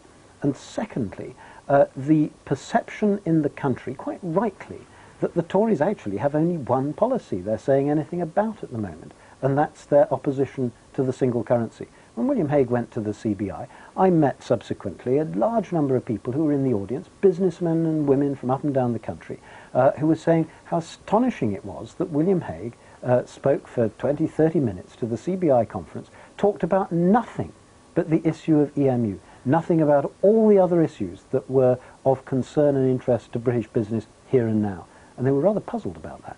That seems you odd, yes. Yes, I mean, if I could just pick up on Tony King's point there, I mean, I think, Iain, you are surely running a very big risk as a party that at the next general election, Labour are seen to be the party speaking for business. And that is important, not just because it's been very much a crusade of Tony Blair and New Labour to have this country rather like the United States, with nobody being certain which is the pro-business party between the Republicans and the Democrats. He wants to get it to the same situation here between Conservatives and Labour, but also because business votes tow other votes behind them, that people who, if they come to believe that the business community, the CBI, people like that, are in favour of a particular party and are giving it their seal of approval, that will be the clincher for a lot of people who might have their doubts otherwise. Yeah. If that was the case, I would say yes, but I don't actually think that will be the case. I think we may deal with some of the very big multinationals who will clearly want to have somebody else take their risks for them on their currency exchange. But I don't think it will be a single voice for business. That's the whole point about this issue. I remember back to the run-up to '79 with Mr. Beckett and his bare-knuckle fight against Mrs. Thatcher over trade union reform. You know, the CBI were not in favour of her election in 1979.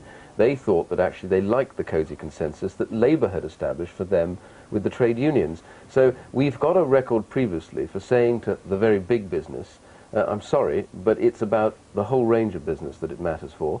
And I think on this particular issue, it will be again that same point. But it's not static. I said this to Tony King earlier on. If we stood here today and said nothing else about this, then I would be worried about it. But what William has said is, I've made a decision on this, now I'm going to argue my case. Every day, week in, week out, up and down the country, we're going to take this point to businesses, big and small, and say, this is about a range of issues. Do you really want to sacrifice these? And I think that's what makes it essentially a crusade on that issue. We'll also be talking about running the economy, tax increases from Labour. I mean, Chris talked about no other policies. Let me tell you, those, like everything else in opposition, develop over a period of a year or two, and just wait till the next election. As we approach that, you'll be finding yourself nailed up against policies. So it's not just one issue. But you do agree that you pick up Robin's point, that you would be in serious trouble if you weren't able to win back the support of business to your policy on the single Well, I don't currency. actually think we've lost business. My point is the that... CBI seems to with be, respect, the CBI does not represent anything like the majority of business in this country. And No, but even, in the that's the point. but even in the CBI, they are split. No, though. but Robin's point, That's I think, my is point. that people listen to what the big beasts in the business jungle say. I mean, the Institute of Directors, representing rather smaller beasts, may take a quite different view. But the people they listen to, is the danger for you, surely, is that the people they listen to are the heads of the big corporations, the multinationals, because they see that's where the economy... Well, all I can say to you is that this is not new for Conservatives to be in this position. We were in this position, as I said, ironically, before the before 1979, when Labour had established this cosy consensus. The truth is that very, very big business, the multinationals, the very big businesses, they enjoy working with a sort of corporate style of government. And what Labour will present is a very cosy consensus for big business. I'm simply saying that across a range of smaller and medium businesses who are interested in some really serious, hard-fought issues on the margins for them about profitability, issues where they are deeply affected by what happens domestically rather than internationally, the largest number of jobs being held by those businesses, that's the big argument as well, and that's where we'll take it. All right, is that a danger? Well, it's true to say that the situation is not static, as Iain says, but one of the big differences that will have happened by the time of the next election is that the single currency will exist, not here in the UK, but it will exist on the continent. And whether or not it is succeeding, or is seen and perceived to be succeeding, will affect how British voters here feel about it in no small way. It will also affect the decision that the government takes about whether to recommend entry or not. If France and Germany and Benelux, for example, go ahead with a single currency in 1999, and if by the year 2002, when we're likely to have an election, it is proving to be a complete disaster, then no government is going to recommend we go into it. If, however, it's being a roaring success, then that will obviously weigh quite heavily in our mind as to whether to make such a recommendation. Chris. I mean, there's always these decisions on the margin. You arrive at the next election, you fight the next election, and you have the delicate issue of, well, we don't quite know what the economics are of the single currency. There's some doubt about it, but there's no great doubt. You don't know what the situation is, and you're in the position that the last government got into, which is never being able to say no, never being able to say yes, we don't know where we are. That's also a real problem for you. We'll know an awful lot more There'll be a big difference. than we know now. There'll be a big difference. Now look, it's 2:30, and I think it's time we found out what was happening in Winchester, where they are still counting the votes in this by-election. We've heard, in case you've just joined us, the result in Beckenham, which the Conservatives held. Jackie Leigh took it. But Winchester, we're still waiting, and John Sopel's there. John. But David, I bring glad tidings. They're estimating that the result will be in about 15 minutes, so at 2:45 we should get a result.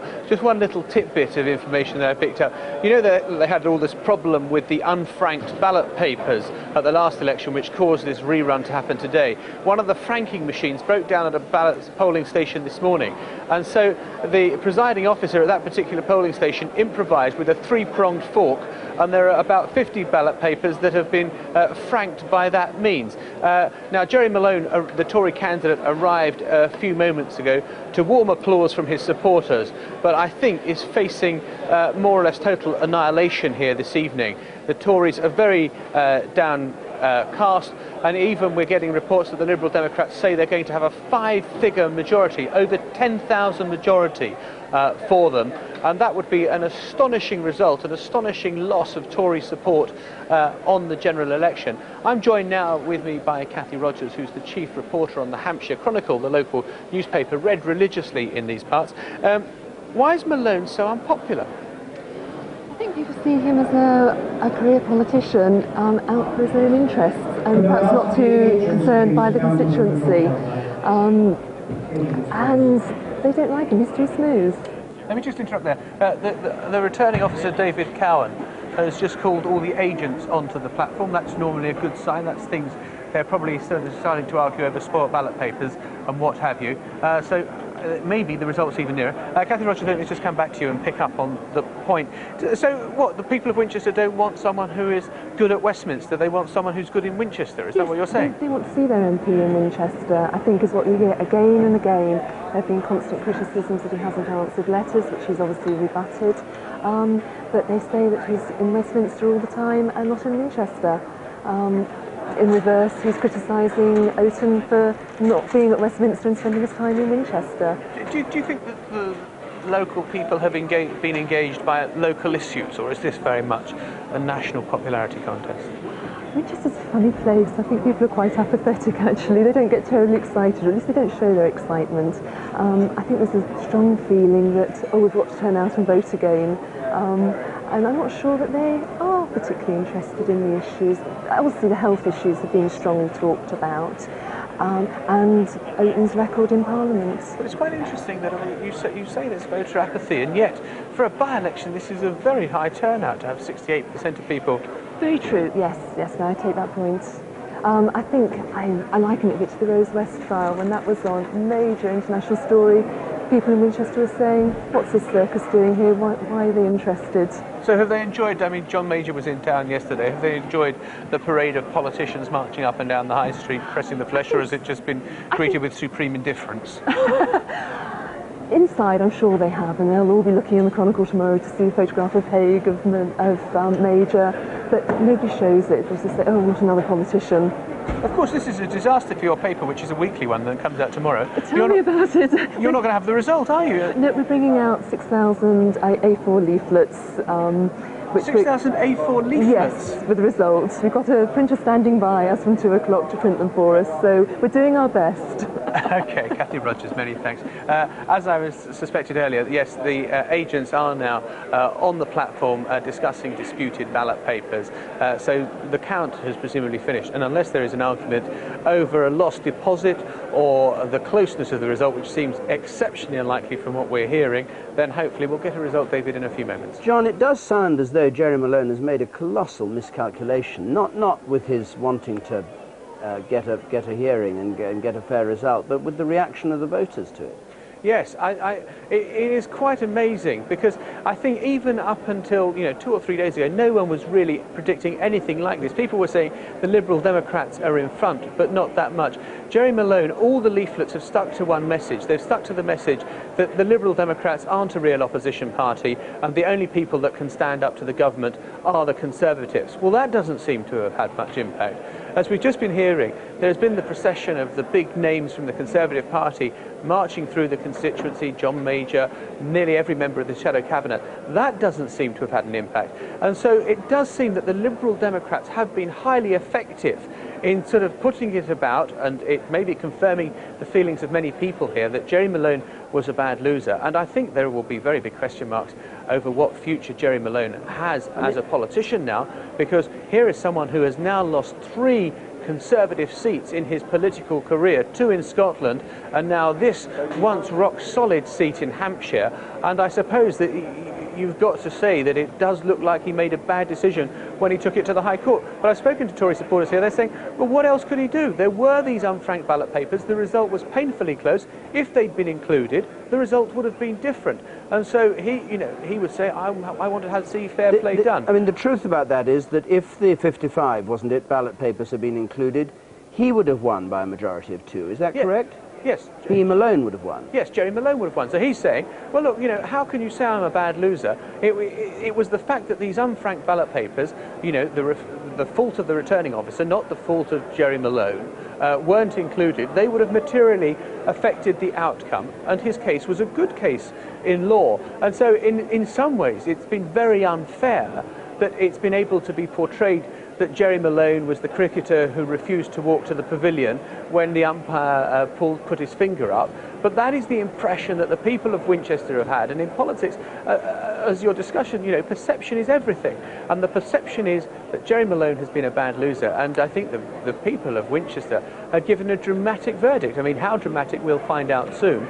But they do seem to be suggesting that they don't approve of what he's done. But what about, I mean, the only thing you leave out in that calculation is this spoiler for the Liberal Democrats last time round, who, I mean, Jerry Malone surely would have sat there and said, well, I would have got 2 votes majority if these 55 ballots papers had been properly franked or had a 3-pronged fork stuck through them by the people at the count. But that still leaves out the question of the 600 and so people who voted for the wrong Liberal Democrat, which Yes. we must assume they did. Yes, Surely and he ought to have weighed that in the balance and said, look, that actually is something, you know. Yes, and that was the Liberal Democrat rejoinder. I'd be very interested to hear someone from central office, their views. I suspect their private views will be rather different from what they say publicly over the next 48 hours, but I'd love to hear their private views on what they thought of the wisdom of Jerry Malone fighting this, because, you know, essentially what William Hague will get tomorrow are some pretty awful headlines having scraped through in Beckenham, and he's going to get some even worse headlines from Winchester, where the Tories look like they're facing a drubbing. OK, John, well, we'll be back down there in just a moment for the result. Can we hear the private view of the Conservative Party? Well, I'm not at central office, so my private views are not the same. I think the fact, which was just raised earlier on, what else could Jerry have done? He felt that he won the seat on May the 1st. In fact, actually, the interesting thing which hasn't come out is that the Liberals agreed in the petition finally to the High Court to have this election rerun. So they've actually run what is clearly turning out to be an effective campaign focusing on the fact that he didn't walk, the batsman who didn't walk, he didn't take the decision. But the reality is that the Liberals finally supported that petition to get this election run. So all I'm saying is that Jerry took this decision, he went to the High Court. What is clear from a number of Conservatives as well as Liberals that they didn't want this election, and they've decided, clearly, that they would therefore vote against the man that brought them the election. But it's a bit more complex than they've been presented. You're nodding, Nick Harvey, every time Iain says that he was right to fight. Well, I mean, you think he was right to fight too? I don't criticise Jerry Malone for taking this to court. I think anyone who'd been unseated on a technicality would pursue that to its logical conclusion. And it's not been a running theme of our leaflets in Winchester that he was a bad loser. It's been a running theme of our leaflets in Winchester that he'd been a bad MP. He was a bad constituency MP. He hadn't looked after the people of Winchester. And he wasn't someone who could come in now and fight on the issue of health, the Winchester hospitals taking a pounding, fight on the issues of the state of the school buildings, because he'd been a health minister until the 1st of May and had bequeathed the situation that was there. And that was our charge against him.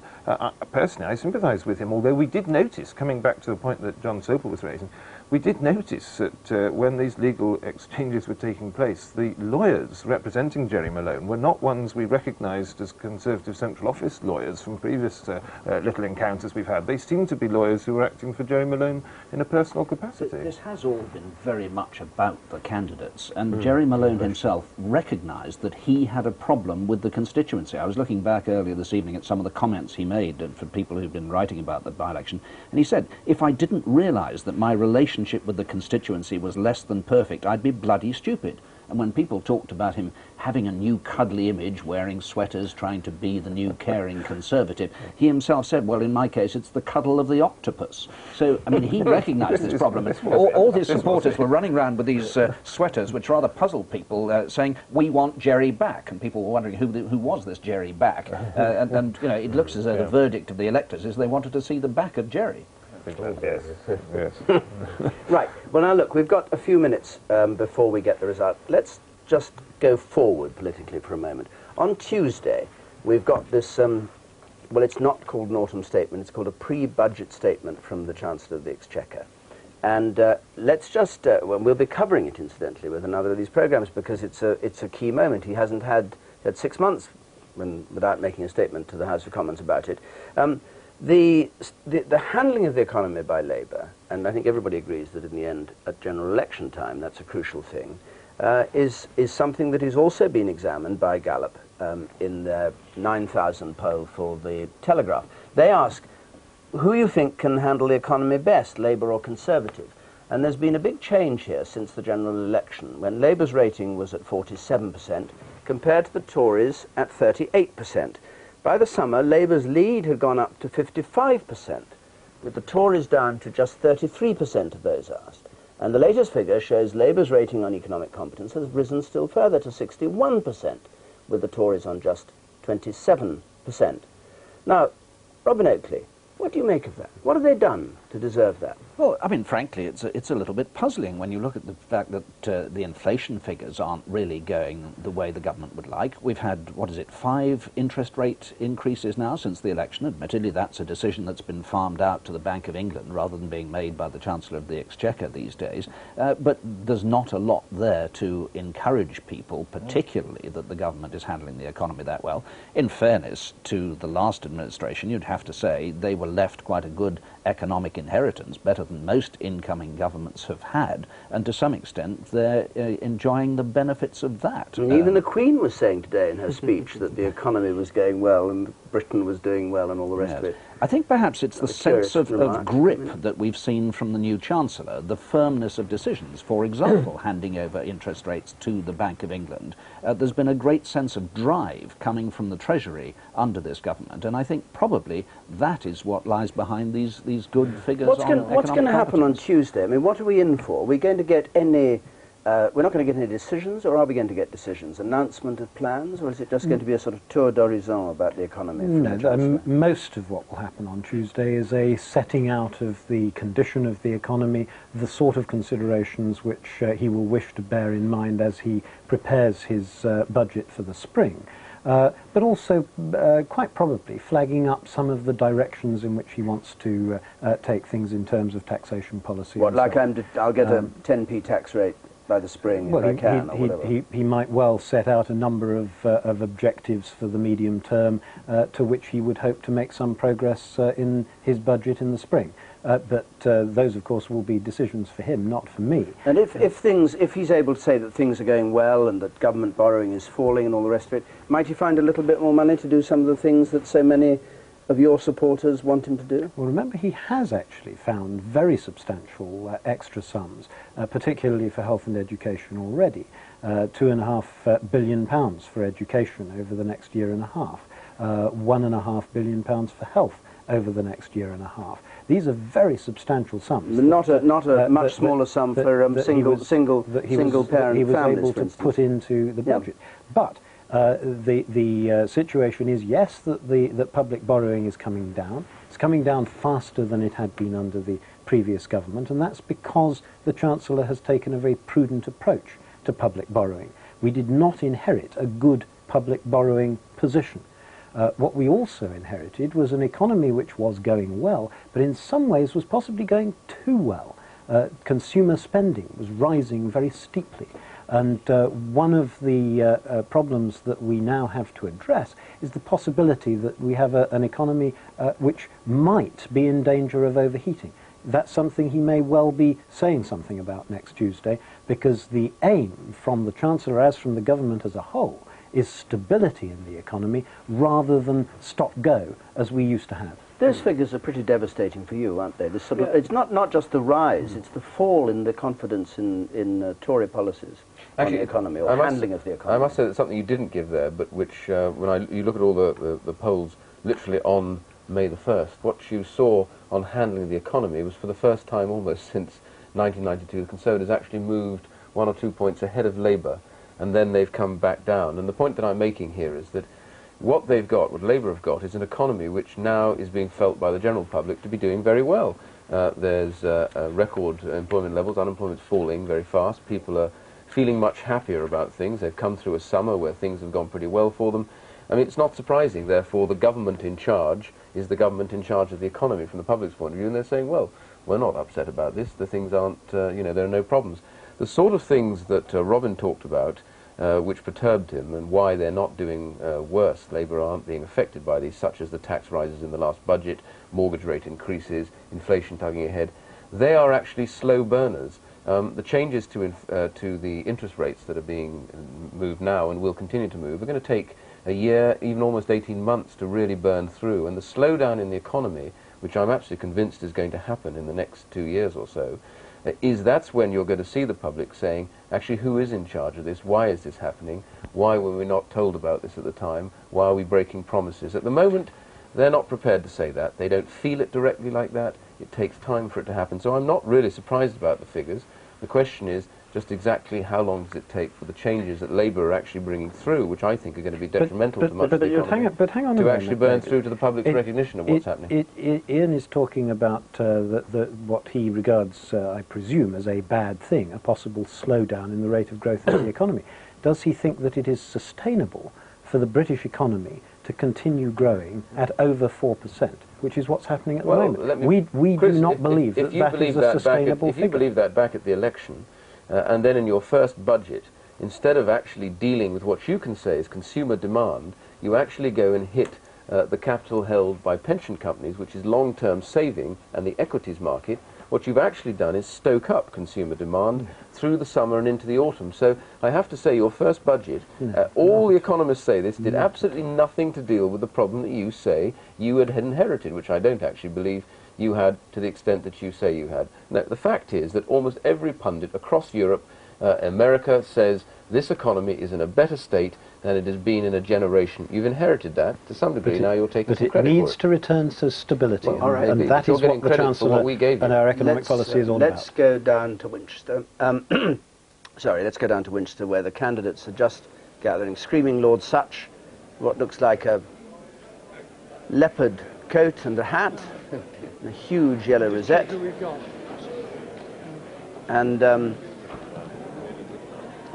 those are the candidates. We've got 1, 2, 3, 4, 5, 6, 7, 8 candidates in Winchester, but the key names to listen out for: Mark Oaten, the Liberal Democrat, and Jerry Malone, the Conservative. Patrick Davis for Labour. The returning officer just going over the figures with them there, and if this result comes through in the next 2 or 3 minutes, I expect it will, it'll mean that it hasn't been, there was a fear at one point that it would be hugely slowed down. Nick Harvey, how do you think it's gone for the Liberals? You seem to be suddenly smiling, and I can't work out what it is. Well, I think it's gone very well for us, but I'm not going to second-guess the returning officer, who I'm sure will put a precise figure on it. Right.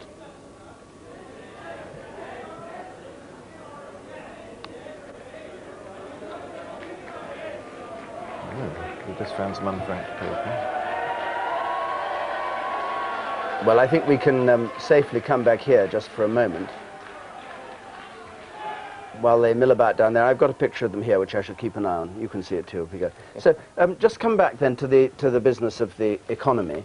You said the slowdown will happen in 2 or 3 years' time. You're saying there wouldn't have been a slowdown under the Tories? Isn't this part of just the straight cycle of economic life? Managing the economy is about slowing things down, getting them moving again, but doing it in a manageable, without severe peaks and troughs. It's getting it run so that it doesn't have these severe ups and downs. Business can manage, people can manage when they can see things moving, and their interest rates, mortgage rates don't rise dramatically, don't fall dramatically, as long as they stay fairly steady. That's the key to managing the economy. The key that I'm talking about, therefore, is to what degree do they end up overslowing this economy down? To what degree do they end up putting it towards a recession and having difficulties in about 2 to 3 years' time because of bad decisions made now? And it is the decisions made now about interest rates, about their reading of the economy at the last budget, which I am questioning, and I genuinely believe they have begun to get things quite wrong about where they think the economy is going to be in 2 years, and to that extent they will make matters much worse. And that's the point that they will seriously be judged. At the moment, as Chris has accepted, this economy is in the best state it's been for a generation. The public have had a good summer. Many of them are finding getting in and out of jobs much easier than it's been for a long, long time, and therefore they're having more disposable incomes. They're recognising that. What they're saying to them is, who's in charge at the moment? It's the Labour Party, therefore they're feeling comfortable at the moment with Labour management of the economy. There are, however, danger signals.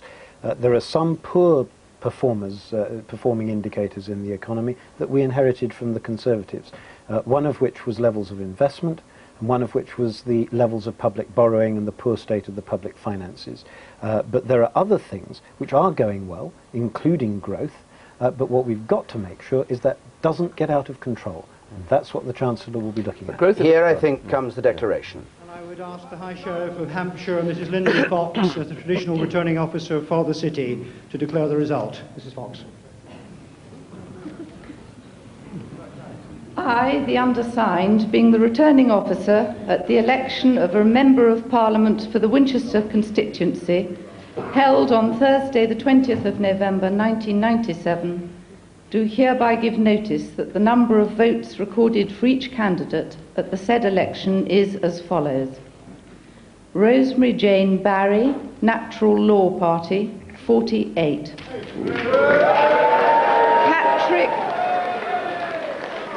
Patrick Davis, the Labour Party candidate, 944.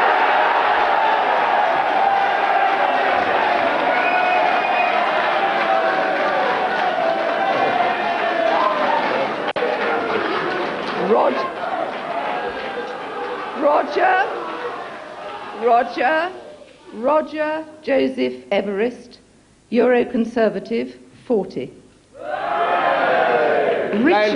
Richard John Huggett, Liberal Democrat, mark here to win, 59.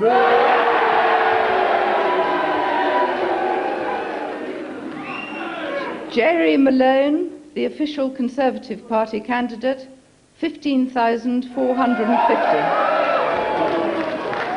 Mark Oaten, Liberal Democrat, 37,006.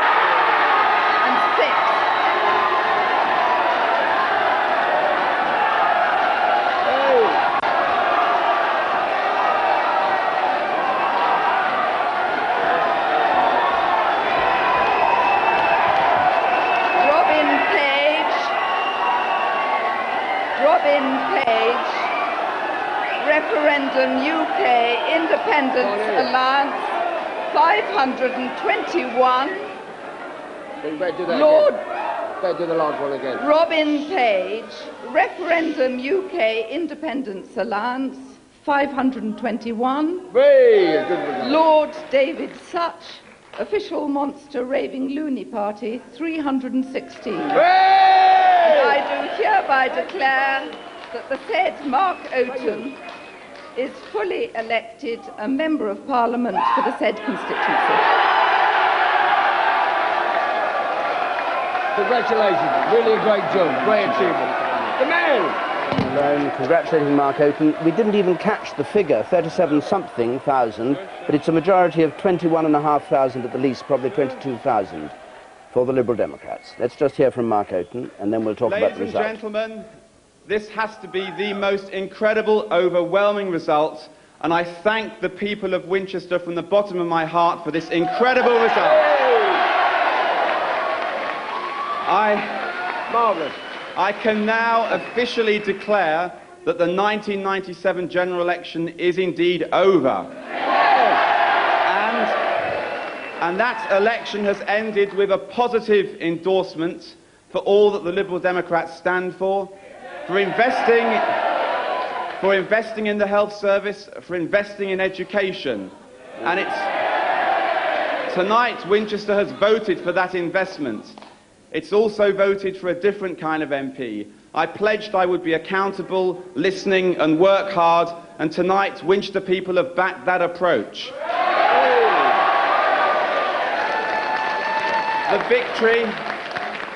The victory also shows that as well as the Conservatives being defeated when they were in government, they are equally as unpopular in opposition.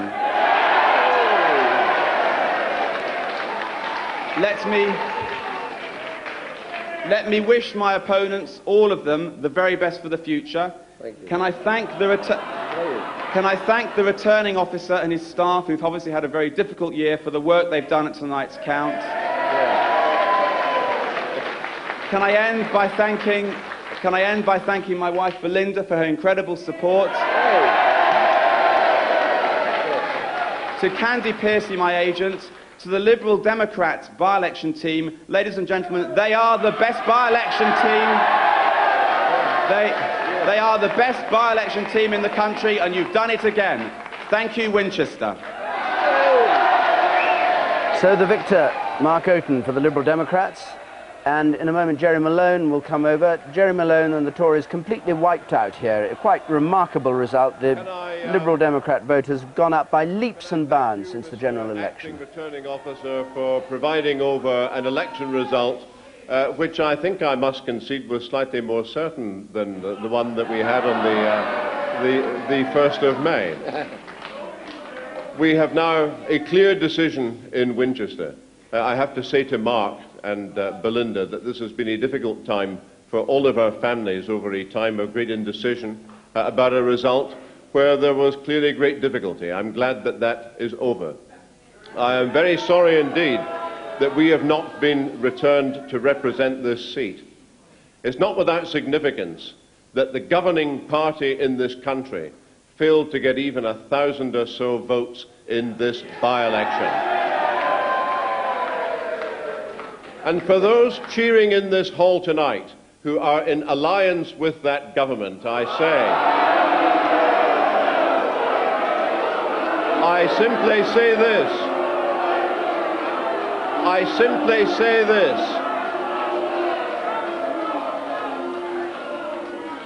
You on the ground do not reflect what your leaders in Parliament are doing. And that is a message that will come across clearly from this election. It is always very disappointing to lose. Yes. What I believe, well, you know, you've lost more often than anybody. Yeah, absolutely. But what is, I think, clear is that this by-election has taken place in the context of the election of May the 1st. It is the unfinished business of May the 1st. And there are not many national messages about today's politics that can be taken from it. I have very much enjoyed for 5 years being the Member of Parliament for what is a wonderful constituency. Mark, I hope that you will represent it in Parliament as much as you seem to wish to represent it in Winchester. That was at the core of this campaign. And if it is the case that people take a choice that Parliament doesn't matter, then that's a matter for them. But I think that if that is the choice that they have taken, and on that basis, after time they will live to regret that decision.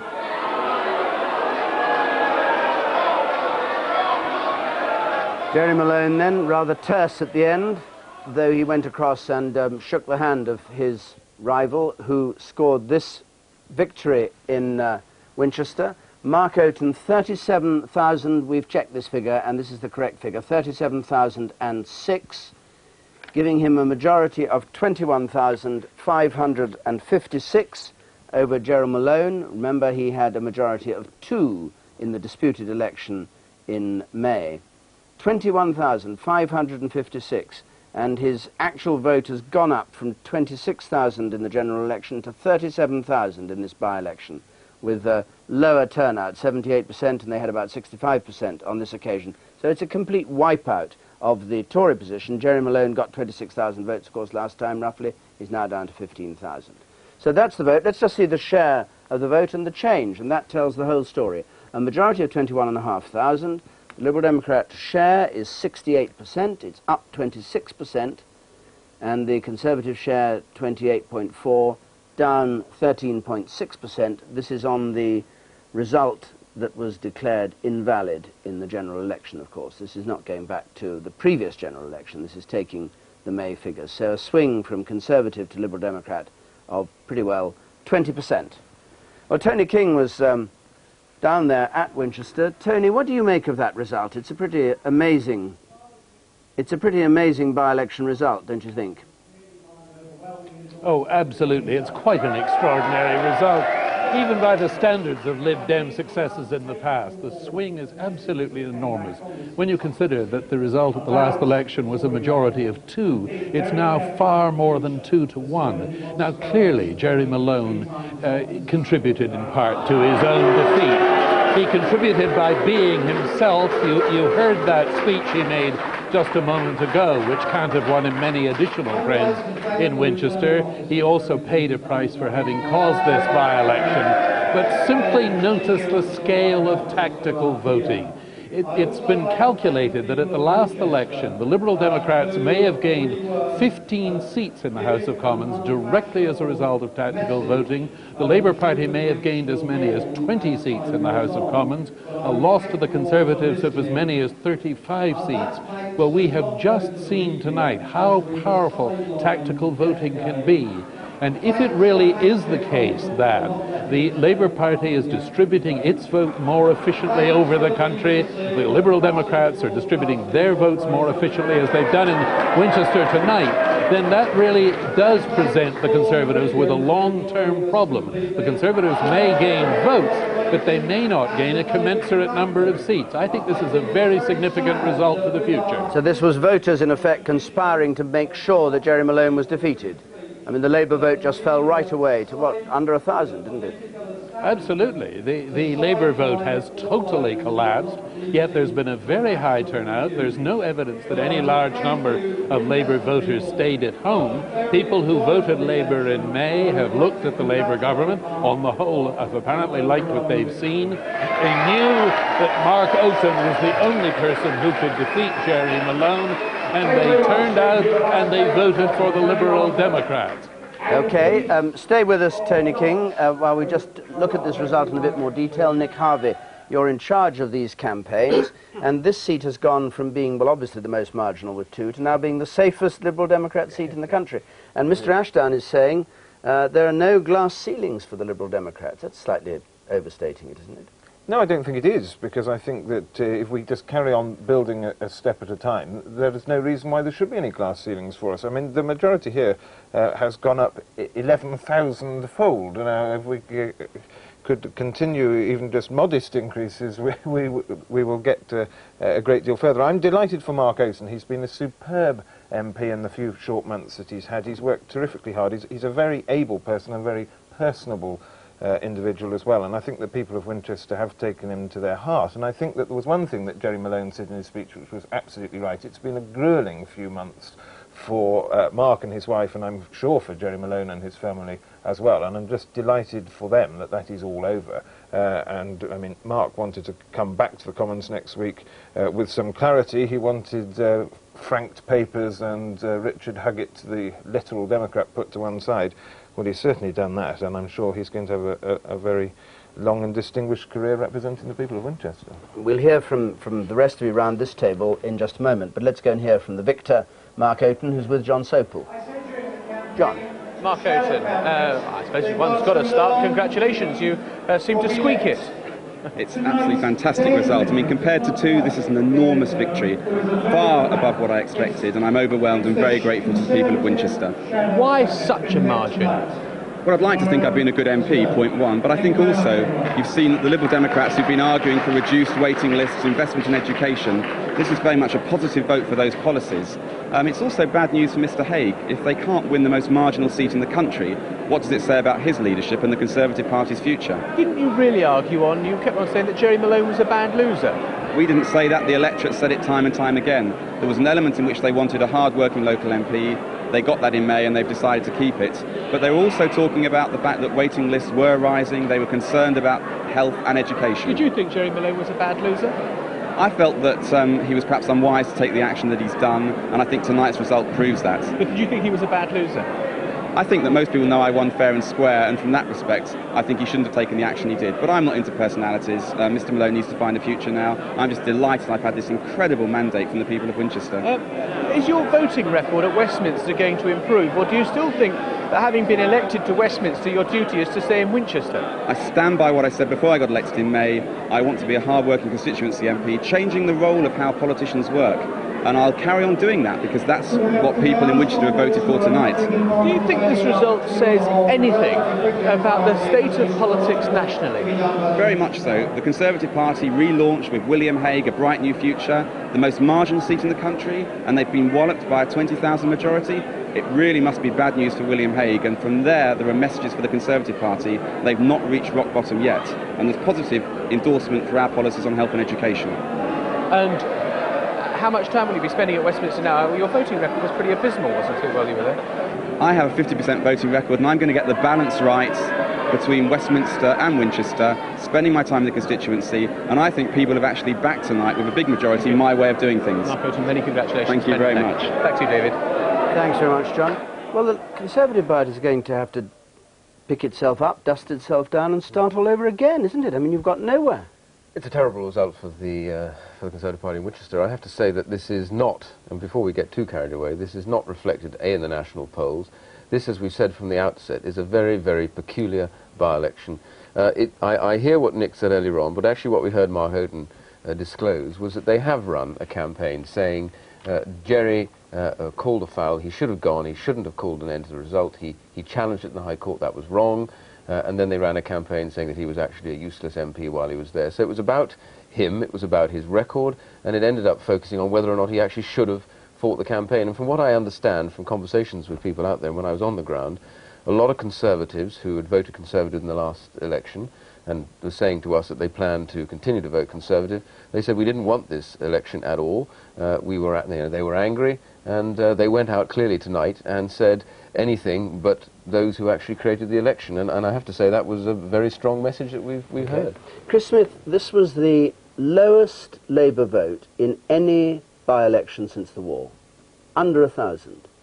Now, what's going on? Was this tactical voting? Oh, is this a conspiracy between Labour, or an agreement between Labour and the Liberal Democrats that we're going to see repeated? Because it wasn't happening at Beckenham, was it? Certainly not a conspiracy, but it was tactical voting on a very spectacular scale. And this is, I have to say, a remarkable result for the Liberal Democrats, and they deserve many congratulations for achieving it. But what clearly happened, and we always knew this was going to happen in Winchester, was a very sharp squeeze on the Labour vote. It was already down to 10% at the election in May. The 5,000 or 6,000 votes that we had then were up for grabs, and the Liberal Democrats clearly seized the enormous majority of those previous Labour votes. What I'm interested in is this a pattern that we're going to see repeated at a general election now, of, despite the fact that you, across the the floor of the House of Commons, have the occasional argument that actually the plan is that where the Liberal Democrats will do well, Labour will in effect, as you did at this by-election, give your votes to the Liberal Democrats. You didn't send one cabinet minister down to Winchester. We sent a number of ministers. You didn't send one cabinet minister. Hang on. The Tories had John Major down there, time on his hands, and a number of other senior ministers. You didn't send anybody. You made no effort at all. We always knew that in Winchester we were going to be bystanders in what was clearly a fight between Mark Houghton and Jerry Malone. And we always knew that was going to happen. But I think the real lesson tonight, because both in Beckenham and in Winchester we have seen swings against the Conservatives. That's even on their low point in May the 1st. That's the real lesson tonight. Jerry Malone is with John Sopel down in Winchester. John? Jerry Malone, this was humiliation writ large, wasn't it? Well, it's hardly my most shining hour, but I do think that what we saw tonight was, in many ways, a rerun of May the 1st, where people knew what they had to do tactically to vote against somebody who was a Conservative minister and closely associated with a government that had been unpopular. But a rerun of May the 1st, it wasn't. It was 2 votes in May the 1st. It was 21,500. Well, just have a look at what happened to the Labour vote. This was meant to be a government with great popularity. It can't even get 1,000 votes in a by-election in Winchester. So I do think a lot of people voted tactically, and a lot of people were still fed up with the fact that we had been in government for 18 years and they stayed at home. They saw you, though, as a bad loser. I don't think that should be right, because we actually won the election on the 1st or the 2nd of May, and I think it was absolutely right. There's no way that anybody involved in politics, and the Liberal Party agreed this too, could have done anything other than to proceed to a fresh election to put matters beyond doubt. The truth of the matter is, they have been put beyond doubt this evening. But do you accept that they saw you as a bad loser? Well, maybe that's so, but I think if that is so, it's a wrong perception and we didn't do enough to counter it. And I very much regret that. What I wish people had seen is that we'd won that election on the 1st of May in very difficult circumstances, but when they were able to focus on the fact that here was somebody connected with the history of the past, they decided to look to that rather than to look to the future. Do you wish you'd gone for Beckenham instead? Oh, don't be silly. I've lived down in this constituency now for 7 years. I'm part of the scenery, so of course I had to do what I did. I have absolutely no regrets about that. And as I said to Mark Houghton, my opponent, there's one thing that both of us know, at least the result now is conclusive. Where does this leave William Hague's new clarity on Europe? The people had a chance to give their first verdict on it, and it seems that they've held in it. Well, I don't think that's what they gave the verdict on. They gave the verdict on the fact that I'd been a minister associated with a government that was unpopular. That's what I think. On the doorsteps, I found that the increased clarity in Europe was in fact an advantage, and we won a few people back. And very briefly, is your political career over now? Oh, I never say that. I'm a politician at heart, and will probably have a future. Jeremy Lowe, thank you very much indeed. Back to you, David. John, thanks so much. Robin, do you think his political career is over as a result of this debate Yes, tonight? despite a touch or two of gallows humour there, I think, and I don't want to kick a man who's down, but I would have said his political career is over. I think this is a humiliating result for the Tory party, even allowing for local factors, and it's a clear sign that the Liberal Democrats are not suffering from constructive opposition, working with the Labour government in certain areas. They're actually booming under it. Well, they certainly haven't lost anything by it, and what they've shown is that they've got the capacity still to deal the kind of blows to the Tory party in opposition that they did in government. We're back to those 28%, 36% swings at Newbury and Christchurch early in the last Parliament. And very, very briefly, for the Tory party and William Hague, any lessons, or is it right, like Iain Duncan Smith is doing, to effectively shrug it off because it's Well, there was very much a a Jerry factor here, but certainly there's not the slightest sign of any Tory recovery under the fresh start with William Hague or from the tougher line on Europe and a single currency. OK, let's just have a reminder of the result before we leave you at 3:15 in the morning. Beckenham by-election, first of all. Jackie Lay, majority of 1,227, defeating Labour. Robert Hughes, with the Liberal Democrats, Rosemary Vetterlein, in third place. And then the Winchester result, this sensational result, the Liberal Democrats, 37,000. Very big turnout, a majority of 21,500. Jerry Malone, 15,450 in second place. And there's the Labour vote, Patrick Davis, 944. Labour just disappearing and perhaps going to vote for the Liberal Democrats. So those are the results of the two by-elections.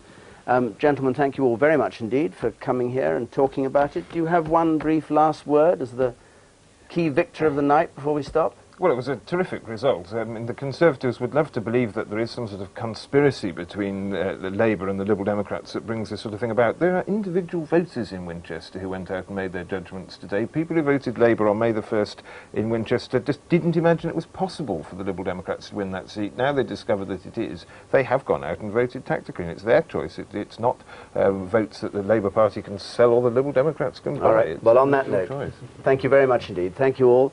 And from this midnight hour special, good morning, sleep well.